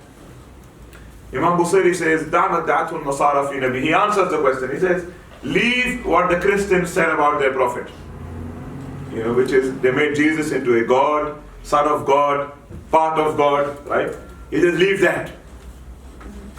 Leave that, and then say about your prophet what you want to say. And attribute every greatness to him, and attribute every beauty to him, and attribute every good quality to him, because he had all of that. Yes, don't make him God. Don't make him a part of God or son of God. But besides that, you can attribute any greatness to him, because he had all of those qualities. So this answers the question, because Rasulullah sallallahu alhamdulillah, 1400 years in this ummah, no one in this ummah has ever worshipped the Prophet Muhammad sallallahu alaihi wasallam. There is not a sect in Islam, as deviant as they can be, about which you write the definition of this is a group of people who worship the Prophet. There's no one like that in this ummah. And that's how Allah protected our Prophet sallallahu alaihi wasallam. It's not the same with Nabi Isa. Millions worshipped him. Rasulullah sallallahu alaihi wasallam, Allah protected him. It was his dua that no one should worship him. So nobody will ever worship him. We love him, people adore him, people respect him, people honor him, but nobody worships him. Because we know the difference between La ilaha illallah and Muhammadur Rasulullah. And that itself was a miracle. Because if somebody was greater than Jesus, you would have expected more people to worship that man. Because Jesus is after our Prophet and people worship him. Imagine Muhammad sallallahu alaihi wasallam. But this is the dua he made. And they said it is that Nabi Isa in the heavens, where he is in the heavens, he does not raise up his head. He keeps his head down because he is embarrassed in front of Allah subhanahu wa ta'ala from the people worshipping him. And it is in the Quran that on the day of Qiyamah, he will be asked by Allah, did you tell the people to worship you and your mother besides me? And he will put his head down and say, Ya Allah, you know very well, I only asked them to worship you. Allah also knows, but the question answer is for the people to listen. Did you tell them? He said, Wallahi, you know, Ya Allah, that I never called them to worship anyone but you. But they chose to do what they wanted to do. And Allahumma shaitan, the shaitan led them astray. And then he says, attribute to Rasulullah what you want. Why? فَإِنَّ فَضْلَ رَسُولِ اللَّهِ لَيْسَ لَهُ حَدٌّ فَيُعْرِبَ عَنْهُ وَعَنْتَقُمْ بِفَمِهِ. Because the greatness of Rasulullah has no limits or bounds that any speaker could articulate. The great scholar Imam Ahmad Rida Khan, rahimahullah, somebody came to him and said, you praise the Prophet ﷺ, but you shouldn't cross the limit. He said, okay. He took a paper and he took a pen and he gave it to that guy, to the critic. He said, can you draw for me the line? Can you show me the limit? And I won't cross it. What is the limit? Show it to me and I won't cross it. So the man didn't know what to say. So yes, Rasulullah ﷺ, how can we ever cross the limit? We don't even reach the limit. We are nowhere near doing justice to his status, let alone go beyond that. And as far as worshipping him or making him that, nobody does that, alhamdulillah, in this ummah. We all know he's Allah's messenger and Allah's servant, and that's his pride. He said, if his miracles were according to his real status, the mere mention of his name would make dead bones alive. In other words, whatever you saw of the greatness of Rasulullah in the dunya, that is still nothing. That was just a glimpse. Otherwise, the mere mention of his name would make the dead bones alive. Because because of him Allah created the heavens and the earth. So obviously, he says, but he did not want to test us with what would confuse us and make us, baffle us and perplex us. That's why Rasulullah showed us miracles, but something we could fathom. Otherwise, he would have shown us that, we would have made us completely baffled. Right? Yet, he said, أَعْيَ الْوَرَى فَهْمُ مَعْنَهُ. That till today, mankind cannot fully understand him, sallallahu alayhi wasallam. For those near or far, look at him in amazement and try to understand him, and still cannot understand the reality of Muhammad sallallahu alayhi wasallam. And then Imam Busayri gives a very beautiful couplet explaining how people look at our Nabi, how people perceive our Nabi sallallahu alayhi wasallam. He says, our Prophet sallallahu alayhi wasallam kashams, he is like the sun. It looks small from far away, but when you go near it, it will burn you with its light. So those from the Ummah also, who consider Rasulullah ﷺ to be small or weak, or he was just a human being like us, there's nothing special about him, those type of people, their problem is they're looking at Rasulullah from very far. They're looking at the sun from very far. That's why it looks small to their eyes. We hear some people speak like that, right? But the more you come closer to it, the more you understand how bigger and bigger and bigger he is. Until if you come very close, he'll burn you with his light, the sun. So that's the problem. We all the Muslims, we all looking at Rasulullah sallallahu alaihi wasallam, but some from near, some from far. Those who look from far, because they are far from him, he looks small to them. But if they were to come closer to him, he will become bigger and bigger in their eyes. So our goal is not to debate and argue with people. We should just try to bring people closer to him. The more closer they come, they will realize how great. Today people argue, must we stand up for salami, sit down, must we make maulud? It's all people who are very far away. That's why they look at him very small. Bring them closer and they themselves, will know his status. He says, how will the people of this dunya ever understand his reality? And they are all sleeping, and what they see of him is but a dream. They haven't yet realized his reality. What they see of Prophet ﷺ is a dream. And that's coming from the saying of Sayyidina Uwaisi al-Qarni. Uwaisi al-Qarni radiallahu anhu, when he met the Sahaba, he told the Sahaba, Wallahi, you didn't see of the Prophet except a dream. Or sorry, you didn't see of the Prophet except his shadow. The reality is still something else. Now what did the Sahaba see of Rasulullah? His whole life they were with him. The physicality, he says, what you saw was his shadow. That's a very deep statement. He's telling us, for those who wish to understand, that the physicality of Rasulullah ﷺ is a shadow of his reality, his nuraniyat. His spiritual reality, al-Haqiq al-Muhammadiyya, the nuraniyya, that is his reality, the nur of Allah. The physical Muhammad ﷺ was the shadow of the actual reality. So he says, Uwaisi al-Qarni, the man praised by the Prophet himself, although they never met, he said to the Sahaba, what you saw of him was but a shadow. Now you need to understand the reality behind it. Because the shadow is always, there's a reality behind the shadow. And that is the nur of Rasulullah sallallahu alaihi wasallam, that we need to understand the spiritual aspect of Rasulullah sallallahu alaihi wasallam. Although yes, Imam Busayri is then saying, he's putting a disclaimer here. I'm not saying he's not a human. He said yes, he's a human being, but he was the best of Allah's creation. And every miracle every prophet had, it came to them from his light. His light is the source of every miracle of every prophet. And indeed, the example of that is, he was like a sun, and they were the stars. So the light of the star is derived from the light of the sun. They shine because of the sun. That is the example of all the prophets in front of our Nabi sallallahu alayhi wasallam. Their nur, everything they did was a reflection of the Nabi sallallahu alayhi wasallam. Because he's before all of them in reality. Imam Bukhari narrates, a Sahabi asked Rasulullah sallallahu alayhi wasallam, Ya Rasulullah, when were you a prophet? So he kept quiet for a moment and he said, I was a prophet before Adam alayhi salam was created. I was already there. Now how was he there? Not a human being. Human, he was born after Adam alayhi salam, the descendants of Adam alayhi salam. So what does it mean I was a prophet before that? Meaning in my nurani shape. Rasulullah has a human reality, a human appearance, and he has a illuminated spiritual reality, the nur. He said, the human reality of our Prophet was born in Makkah, 12th of Rabiul Awwal. But the spiritual Nurani reality of our Prophet ﷺ, that was there before Adam alayhi salam, is the first thing Allah created. So he said, that nur is what reflects in every Prophet of Allah. And that's where they derive their knowledge and their wisdom from. He said, indeed, Akrim bi khalqi nabiyyin zanahu khuluqun.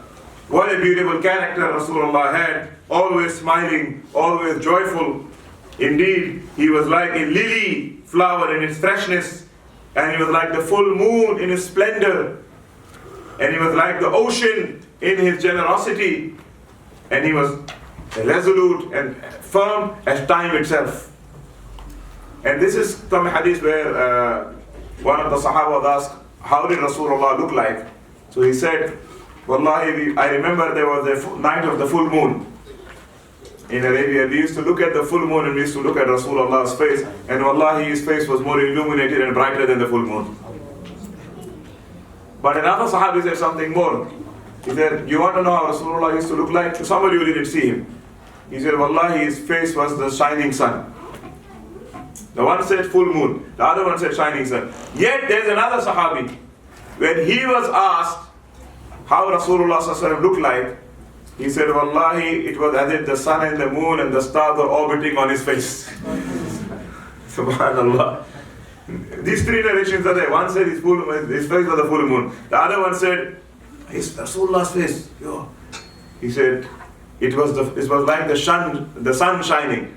And then the third one said, it was as if the sun and the moon and the stars were orbiting on his face. Subhanallah. كأنه هو فرد من جلالته بعسكر حين تلقاه وفي حشمه. And his jalal, his awe was such that even if you meet him alone, it is as if he is walking with an entire army of guards around him. I mean, if a man walks to you alone, you're not scared of that man. There's one guy coming to me. But imagine a man is coming to you with hundreds of guards, an army. You become scared, you become in awe. He said, that's how Rasulullah was. Even if he's alone, he has the haiba, the awe of a commander standing with hundreds of soldiers around him. Now this couplet is also one of the couplets of Barakah, Khas Barakah in Burdah. It is written and kept for protection. Our Mashaykh say, if you write this couplet of the Burdah and carry it with you, people will fear you. Okay? So sometimes my students are scared of me, maybe because I'm carrying that thing. But really, they say if you go into dangerous areas, especially with the ladies, sometimes you go into a dangerous place, it's late in the night, or you fear when I'm walking there's enemies. They said if you have that couplet on you, it puts fear in the hearts of the enemy. It's like you're not alone, it's like you're walking with a lot of people around you. It's the 56th couplet. كأنه كأنه وهو فرد من جلال. You found it? Yes. Yes. Page 40. Page 40 in the book you guys have, yeah. كأنه وهو فرد من جلالته حين تلقاه في حشمه. Yeah, so note that one because it's good to, especially for South Africa. We need to know these things, Allahumma salli ala Sayyidina Muhammad. May Allah protect all of us. The barakah of Rasulullah sallallahu alaihi wasallam, our children, our families, all evil and harm, dunya and akhirah. Then he says, كأنه اللؤلؤ المكنون في صدف. He said when Rasulullah would speak, it was as if the pearls were coming out of their oyster. When he opens, he says, when he opens his mouth, and I look at his white teeth, Rasulullah's teeth were very white. He used to miswak and clean them, right? So if you have yellow teeth, it's against the sunnah. Brush your teeth, sunnah. Rasulullah, Sayyid Aisha, when he used to wake up in the morning, he used to miswak. Before he goes to sleep, he used to miswak. He used to clean his teeth. So he says, when Rasulullah would open his mouth and I see the shining of his white teeth, it is as if I opened an oyster, I can see the pearls. Subhanallah. And poetry is also something else. Poetry is something else. And it's not exaggeration. You might, the poets like to make all these romantic exaggerations. No. One of the Sahaba said, Wallahi, when Rasulullah would open his mouth and he would see his teeth and he smiles, it is as if light is shining and coming out from between his teeth. Really, they mention it as if light is glimmering and glittering from between his teeth. Sallallahu Alaihi Wasallam. Musa is not exaggerating here and making up stuff for his beloved one. When you smile, I see the moon in your face. No, that may be people romantic stuff. This is really, the Sahaba said these things. So, Sallallahu Alaihi Wasallam used to smile, as we know in the Shama'il, he would never laugh. The Sahaba never ever heard him laughing in the sense of ha ha ha, ha like that. Never. They said he would laugh until we could see his teeth. He said he laughed, he chuckled, you can see his teeth, but that's it. But he would never laugh in this loud way. But most of the time he would just smile. Laugh and smile is not the same. He would be smiling. But sometimes if somebody makes a joke, something funny happens, he laughs and he said we see his teeth. The story of the guy that came to Rasulullah, he said, Ya Rasulullah, I'm finished. He said, what happened, Ya Akhi? Calm down, what happened? He said, it's Ramadan, right? It's Ramadan daytime, everybody's running. He said, I just had relations with my wife. It's Ramadan, it's the daytime, and I just, slept with my wife. He said, I'm finished, Ya Rasulullah, Allah is going to destroy me for what I did. I lost control of my nerves and I forgot, and now I realized, astaghfirullah, what did I do now? So Rasulullah said, okay, calm down. He said, take some sadaqah, and then he said, free 3 slaves, He said, I'm very poor, I can't afford to do that. Buy slaves, that's free. I don't own any slaves, let alone. So Sallallahu says, okay, you need to fast for 2 months continuously. Continuously, uninterrupted. 2 months. This guy, one day he can't manage. Subhanallah. How is this guy going to do 2 months? He said, Ya Rasulullah, Wallahi I can't. He said, Wallahi I can't. Wallahi, I can't do that. He said, what is the kafara? How do I make it up? The good thing about the guy is he feels bad about what he did, regrets, And that's what, we all sin, but do you regret what you do? Do you feel bad about what you do? That's the first seed of getting right. But if you do bad and you don't even feel bad about it, you don't even realize what you're doing is wrong, then we got a problem. He said, Ya Rasulullah, what do I do? He said, then feed 10 poor people. He said, Wallah, I don't have enough money to feed 10 people. Where was I? He said, feed one guy then. He said, Ya Rasulullah, I don't have a meal. He said, I don't have any meal to feed anybody. I just have a few dates. I have a couple of dates, Ya Rasulullah. I just have these 1 or 2 dates. He said, then feed it to a poor person. Then fine, feed that to a poor person. He said, Ya Rasulullah, Wallahi, I don't know anybody in Madina more poor than me and my wife. So at this moment, Sallallahu Alaihi Wasallam said, Ya Akhi, then go home and feed it to yourself and your wife. And he laughed. He said, then brother, go home, eat one yourself and feed one to your wife. That's your kafara. And then Sahaba said that he laughed until we could see his teeth. He said, then Rasulullah started laughing until we could see his teeth. So he said, Khalas, you go back to your wife. He said, honey, there's a date for you. That's how we'll make up for our sin. He said, Wallah, I don't know anybody more poor than me, Ya Rasulullah. How can I give it to them? I'm poor. He said, go eat it yourself. So, but it also shows you that Rasulullah Sallallahu used to make things easy for people. Unlike the muftis of today. I'm not all muftis, but muftis of today, they only make things more and more difficult. You tell him, Shaykh, can I do it like that? Haram. Can I do it like that? No. Can I? No. Nah. Makruh. No. You have to kill yourself. No other way. We have to, not literally, but really, wallahi, I'm serious. Some of the muftis and sheikhs of today, they basically leave people with no hope. They tell you, say, brother, there's no way out for you. That's not the way of Rasulullah Sallallahu Alaihi Wasallam. Make a way for people, give hope to people, Say, okay, brother, just, go make salam and, go make salawat, Allah will forgive you. A man came to Rasulullah, I made zina, ya Rasulullah. After salah, he made dhuhr. He said, I made zina, ya Rasulullah, whip me, beat me. Rasulullah said, did you make dhuhr with us? Jama'ah with us. He said, yes, ya Rasulullah. He said, go home, Allah forgive you. Go, go home. What do you want to be beaten? So always make things easier, give hope to the people. The point I'm trying to make is you give hope to the people. We've concluded 3 chapters. There's still 7 chapters. They're not as long as the first 3. So do we break now a little bit? Just till... You can continue for another. But 10 more minutes till Maghrib. Not 10 minutes to Maghrib. What is the time now? No, 10 minutes to the Isha. No? 10 minutes before. Okay. So let's continue then. Then he talks about the 4th chapter, the birth of the Messenger of Allah Sallallahu Alaihi Wasallam. Rasulullah's physical birth. He says, indeed, Abana Mawliduhu. His Mawlud showed his true origin. His pure origin. For indeed, his origin was pure and his ending was pure. So he says Rasulullah is pure in his beginning and his ending. In all of it, Rasulullah is the purest of the pure. Sayyidina Abu Bakr said, when he was born, the mention, he was born clean. And his umbilical cord was cut and he was circumcised. And when he passed on, Sayyidina Umar, Abu Bakr said, he kissed his forehead and he said, how pure are you, alive and dead, Ya Rasulullah. Sayyidina Ali, when he made ghusl of the Nabi Sallallahu Alaihi Wasallam, he used to pour the water on Rasulullah's body and then drink some of that water. Sayyidina Ali bin Abi Talib radiallahu anhu. He said it was the day in which the Persians, the Furs, they realized the end and of their system and their rule at that time. وَبَاتَ إِيوَانُ كِسْرَى وَهُوَ مُنْصَدِعٌ. And in the walls of the palace of Khusro, who was the king of the Persians at that time, collapsed.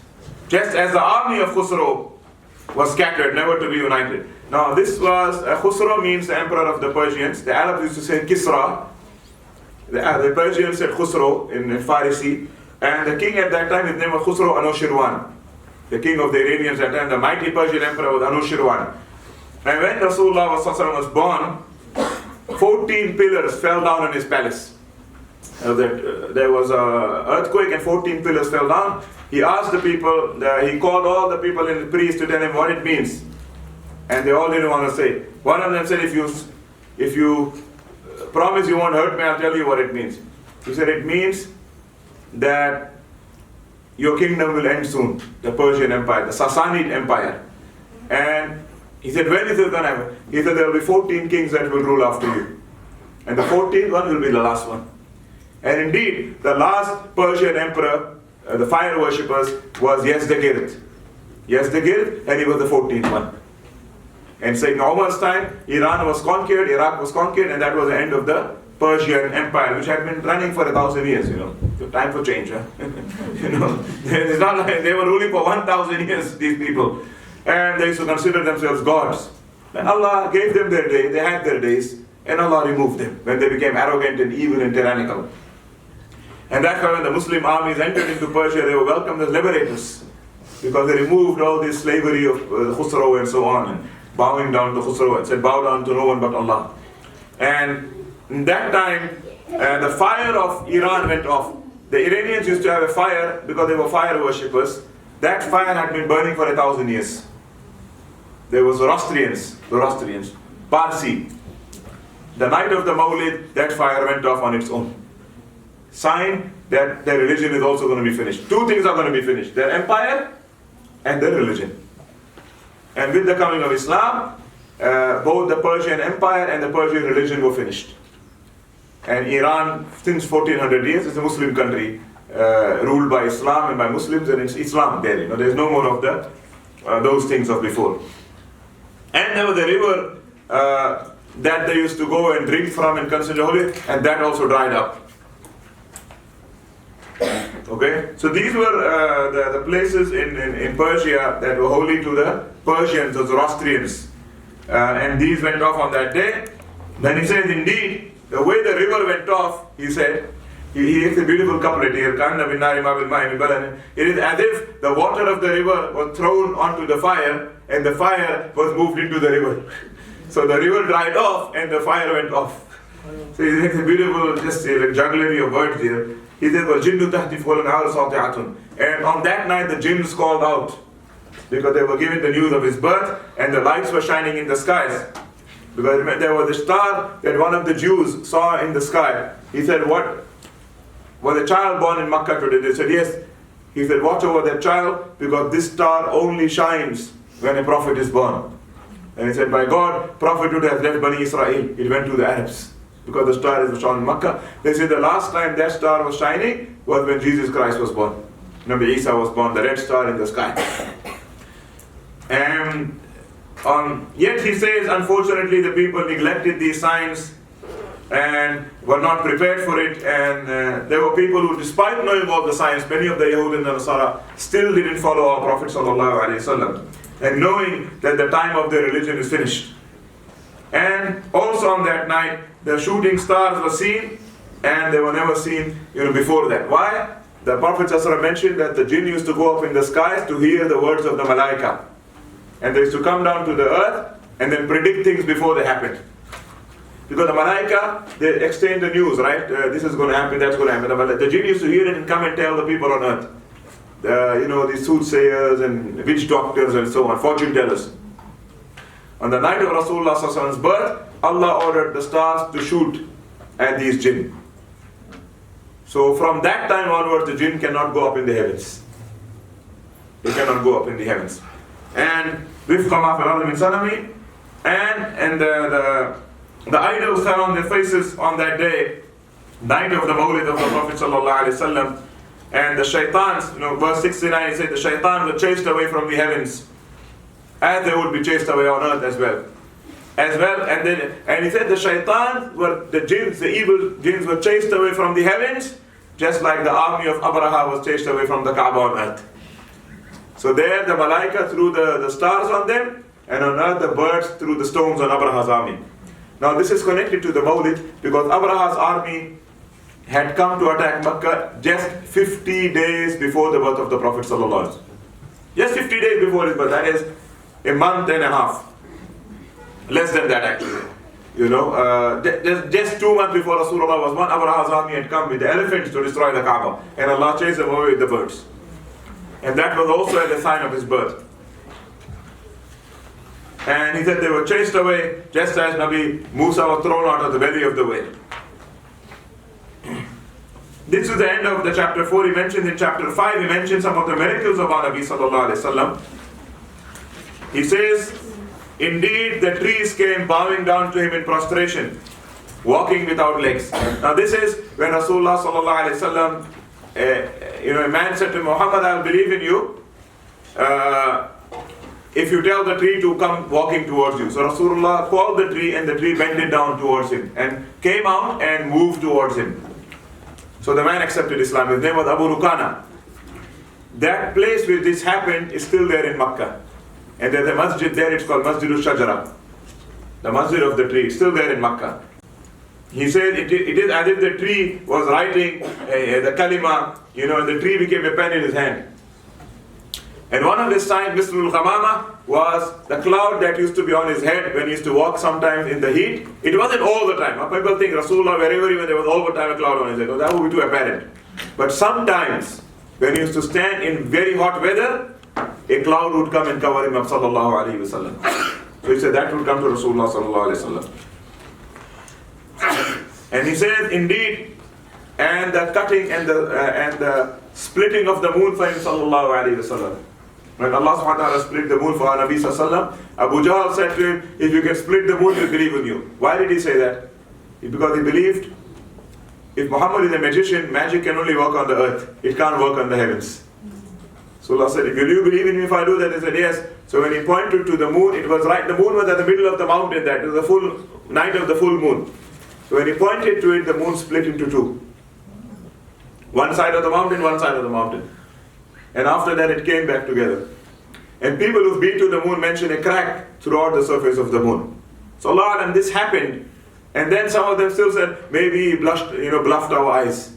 But then people who were traveling in the desert came to Makkah and they told them, we saw something amazing a few days ago. They said, what did you see? They said, we saw the moon splitting in the desert. So many people witnessed that. It's in the Quran. And then he mentions the story of the cave. He's saying, Abu Bakr Siddiq. He said, when Rasulullah was in the cave with Abu Bakr, Allah blinded the eyes of all the kuffar from him and they couldn't see him. Indeed, Rasulullah was in the cave, the Siddiq, the believer and the belief. How did Allah blind them? Zannul hamam wa zannul ankabut ala. He says, Allah made the pigeon and the spider protect the best of creation. So when the kuffar came to the Ghar Saur, they were looking in the mountain in every cave. They said, look into this cave where they were sitting. Sayyidina Abu Bakr says, Wallahi, I could see the feet of the kuffar. If they had to just look down, they would have seen us. But then a pigeon made its nest there, and a spider spun its web there. So the kuffar looked at the pigeon and the spider and they said, Subhanallah, there can't be anybody inside this cave. Otherwise there wouldn't be a pigeon and a spider here. And they walked away. So they were so near and they walked away. So if Allah wants to protect you, He can protect you through a pigeon or a spider as well. And that's what He said in the next line, Wiqayatullah. If Allah protects you, you do not need armor and shields. You don't need armor and shields. And then he says in the last couple of lines here, and therefore wherever whenever I suffered and any problem came to me, I took refuge in him sallallahu alayhi wasallam. I turned towards him with salawat and love and tawassul. And indeed, I received the blessing of both worlds from his hand sallallahu alayhi wasallam. And indeed, he was the one that when he would sleep, his eyes would sleep, but his heart wouldn't sleep. One day Rasulullah went to sleep after Salah, in Isha. He woke up from sleep and made Salatul Fajr. Sayyidah Aisha al-Mu'mineen said, Ya Rasulullah, we didn't make wudu. He said, Oh Aisha, we prophets, only our eyes sleep but our hearts are awake. Our hearts are awake. And that is when he became a Nabi of Allah. He said, indeed, Tabarakallah, revelation is not something you can earn through working or asking. It is the gift of Allah. Allah chooses for his nubuwwah who He wants. Nobody can do that. And one of the miracles of Rasulullah sallallahu alaihi wasallam, and then he mentioned what I mentioned earlier. Kam abra'at wasimam bilam surahatu. How many times didn't he heal the sick by the touch of his hand and remove them from their pain and their agony? And indeed, the droughful year was made alive by his dua. The Sahabi came when he was giving khutbah. He entered from Babul Rahma in the Haram of Medina. There's Bab Jibreel, opposite is Babul Rahma, the other side, second door from the right, after Babul Salah. He entered, he said, Ya Rasulullah, make dua for rain, we are dying, our children are dying, animals are dying, the plants are dying. So Sallallahu lifted his arm and made dua in the khutbah. The Sahaba said, Wallahi, he didn't finish the Salatul Jum'ah, except that the Medina was full with rain. And it rained until the next week, until the same man came in and said, Ya Rasulullah, please make dua for the rain to stop. So he said his dua made alive the droughful year and protected the people. Yet the dua protected them also from drowning from the rain, because the rain could be like the rain of Nabi Nuh alayhi salam, drown everybody and mix. That's why whenever it would rain in Medina, Rasulullah would make a dua, Hawalayna wa la alayna. Oh Allah, make it rain around us and not on us, and make it rain for us and not against us. And oh Allah, do not make it the rain of Nuh alayhi salam. So we should make the dua. When rain comes, it's a rahmah, but we make dua that it's not the rain that destroyed the people also. So the rain could then become something, an azab. But Rasulullah's dua, always the rain was a blessing for the people of Medina and brought out everything in Medina at that time. So I think I'm going to stop at this point. We've concluded 5 chapters of the Burdah. There's still 5 more chapters left of the Burdah. But I'm going to break at that and Sidi Azam, I can hand over to you. So, we wish maybe conclude after Salat al-Maghrib, we can do something, or whatever is the desire of the, yeah. We can always have another session or something. Bismillahirrahmanirrahim.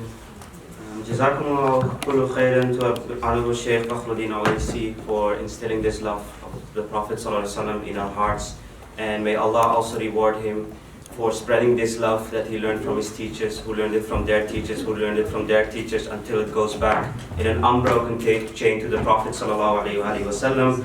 We also show our gratitude to Bashir, Ustaz Uncle Bashir, who translated this Qasida Burdah and made it a poem also in English, in the English translation.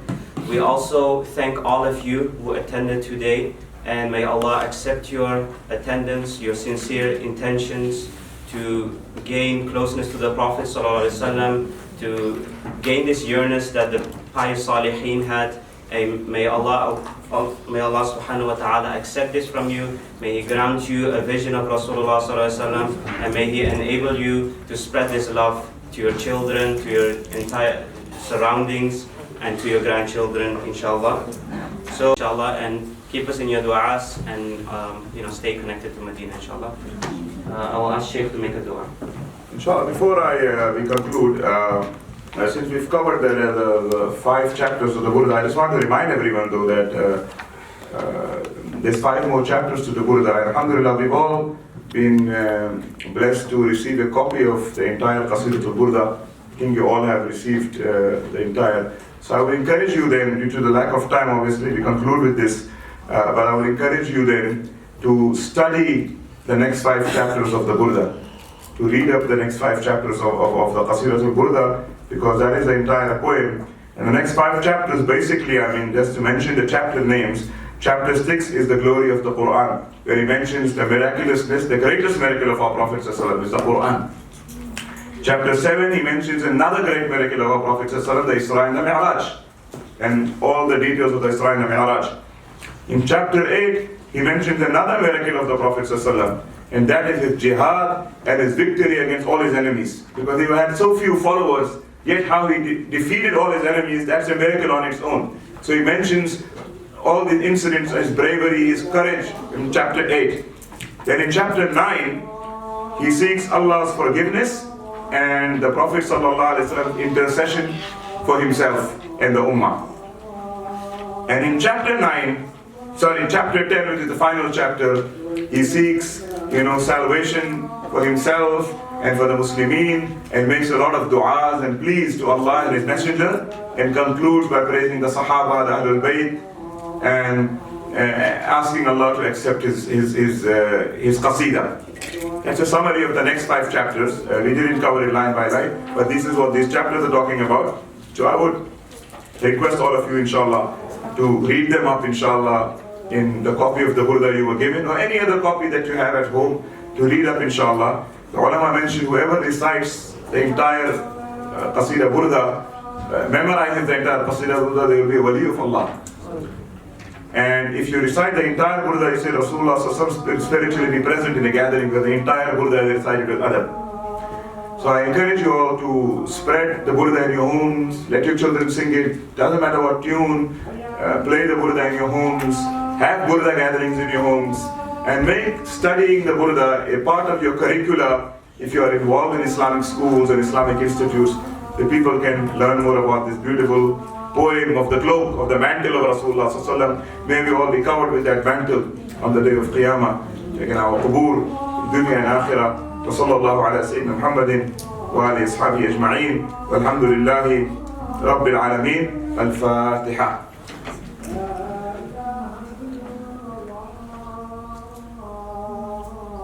سيدنا محمد رسول الله صلى الله عليه وسلم. اللهم رب هذه الدعوة التامة والصلاة القائمة سيدنا محمد الوسيلة والفضيلة والدرجة العالية الرفيعة والمقام المحمود الذي وعدته إنك لا تخلف الميعاد. رضينا بالله ربا والإسلام من محمد صلى الله عليه وسلم نبيا ورسولا. يا ربي بذاته بالصفات فقل لنا في سائر الحالات ثبت قلوبنا على الإيمان والتهدي لعمل الإحسان. انظر إلينا وانصرنا الدين أدي حقوقنا ودي دينا. هب لنا ذرية مباركة تكون لله بلا مشاركة وجازي عنا كل من قد أحسن إلينا من رب الجزاء الأحسن. بالمصطفى الشفيع يوم المحشر خير الورى من قد حبيب الكوثري صلى عليه ربنا وسلم وفاض بالخير لنا وعمما. اللهم صل على سيدنا محمد الفاتح لما أغلق والخاتم لما سبق ناصر الحق بالحق والهادي إلى صراطك المستقيم وعلى آله حق قدره ومقداره العظيم. صلاة تفتح لنا بها أبواب الخيرات والتيسير وتغلق بها عنا أبواب الشر والتعسير تكون لنا بها وليا ونصيرا. أنت ولينا ومولانا فنعم المولى ونعم النصير. سبحان ربك رب العزة عما يصفون سلام على المرسلين والحمد لله رب العالمين.